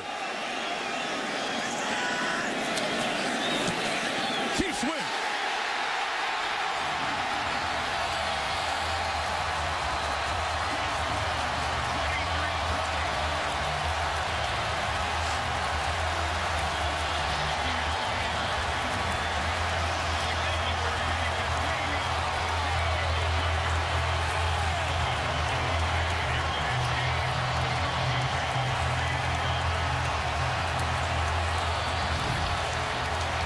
The kick by Suckup. Made all three tonight. Todd Haley's team started 0-3.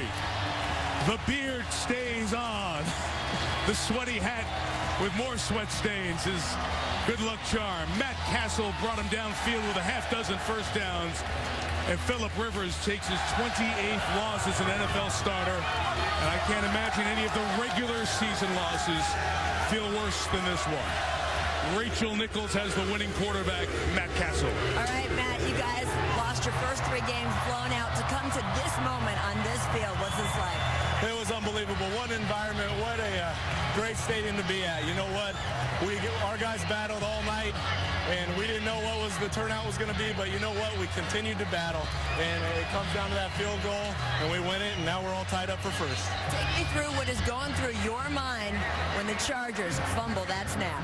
Hey, I was thinking one more opportunity, you know, and before that, I thought it looked a little glum for us, but at the same time, again, our guys fought, and we were able to overcome tonight. There was a point in this game where your offense could do nothing, and you walked up and down this sideline and told your team, do not panic, we can do this. What were you thinking then about your chances in this game? Well, I think that's what football is about, you know. It's about not panicking, it's about staying focused, and it's about still maintaining your composure even though stuff around you is going crazy. And we were able to do that tonight. It's a great example of it. Not panicking, now you're 4-3, got a share of the AFC West lead. Congratulations. Thank you very much. I appreciate it. Back to you guys. Rachel, thank you. Kansas City, San Diego, and Oakland, all 4-3. San Diego, Kansas City this year have split 3-point games, and they're both 2-1 in the division.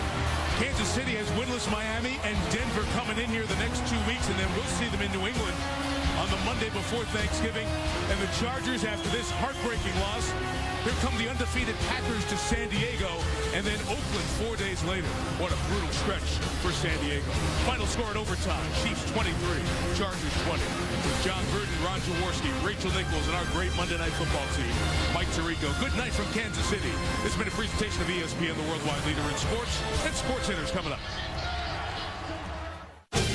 ESPN thanks you for watching this presentation of the National Football League.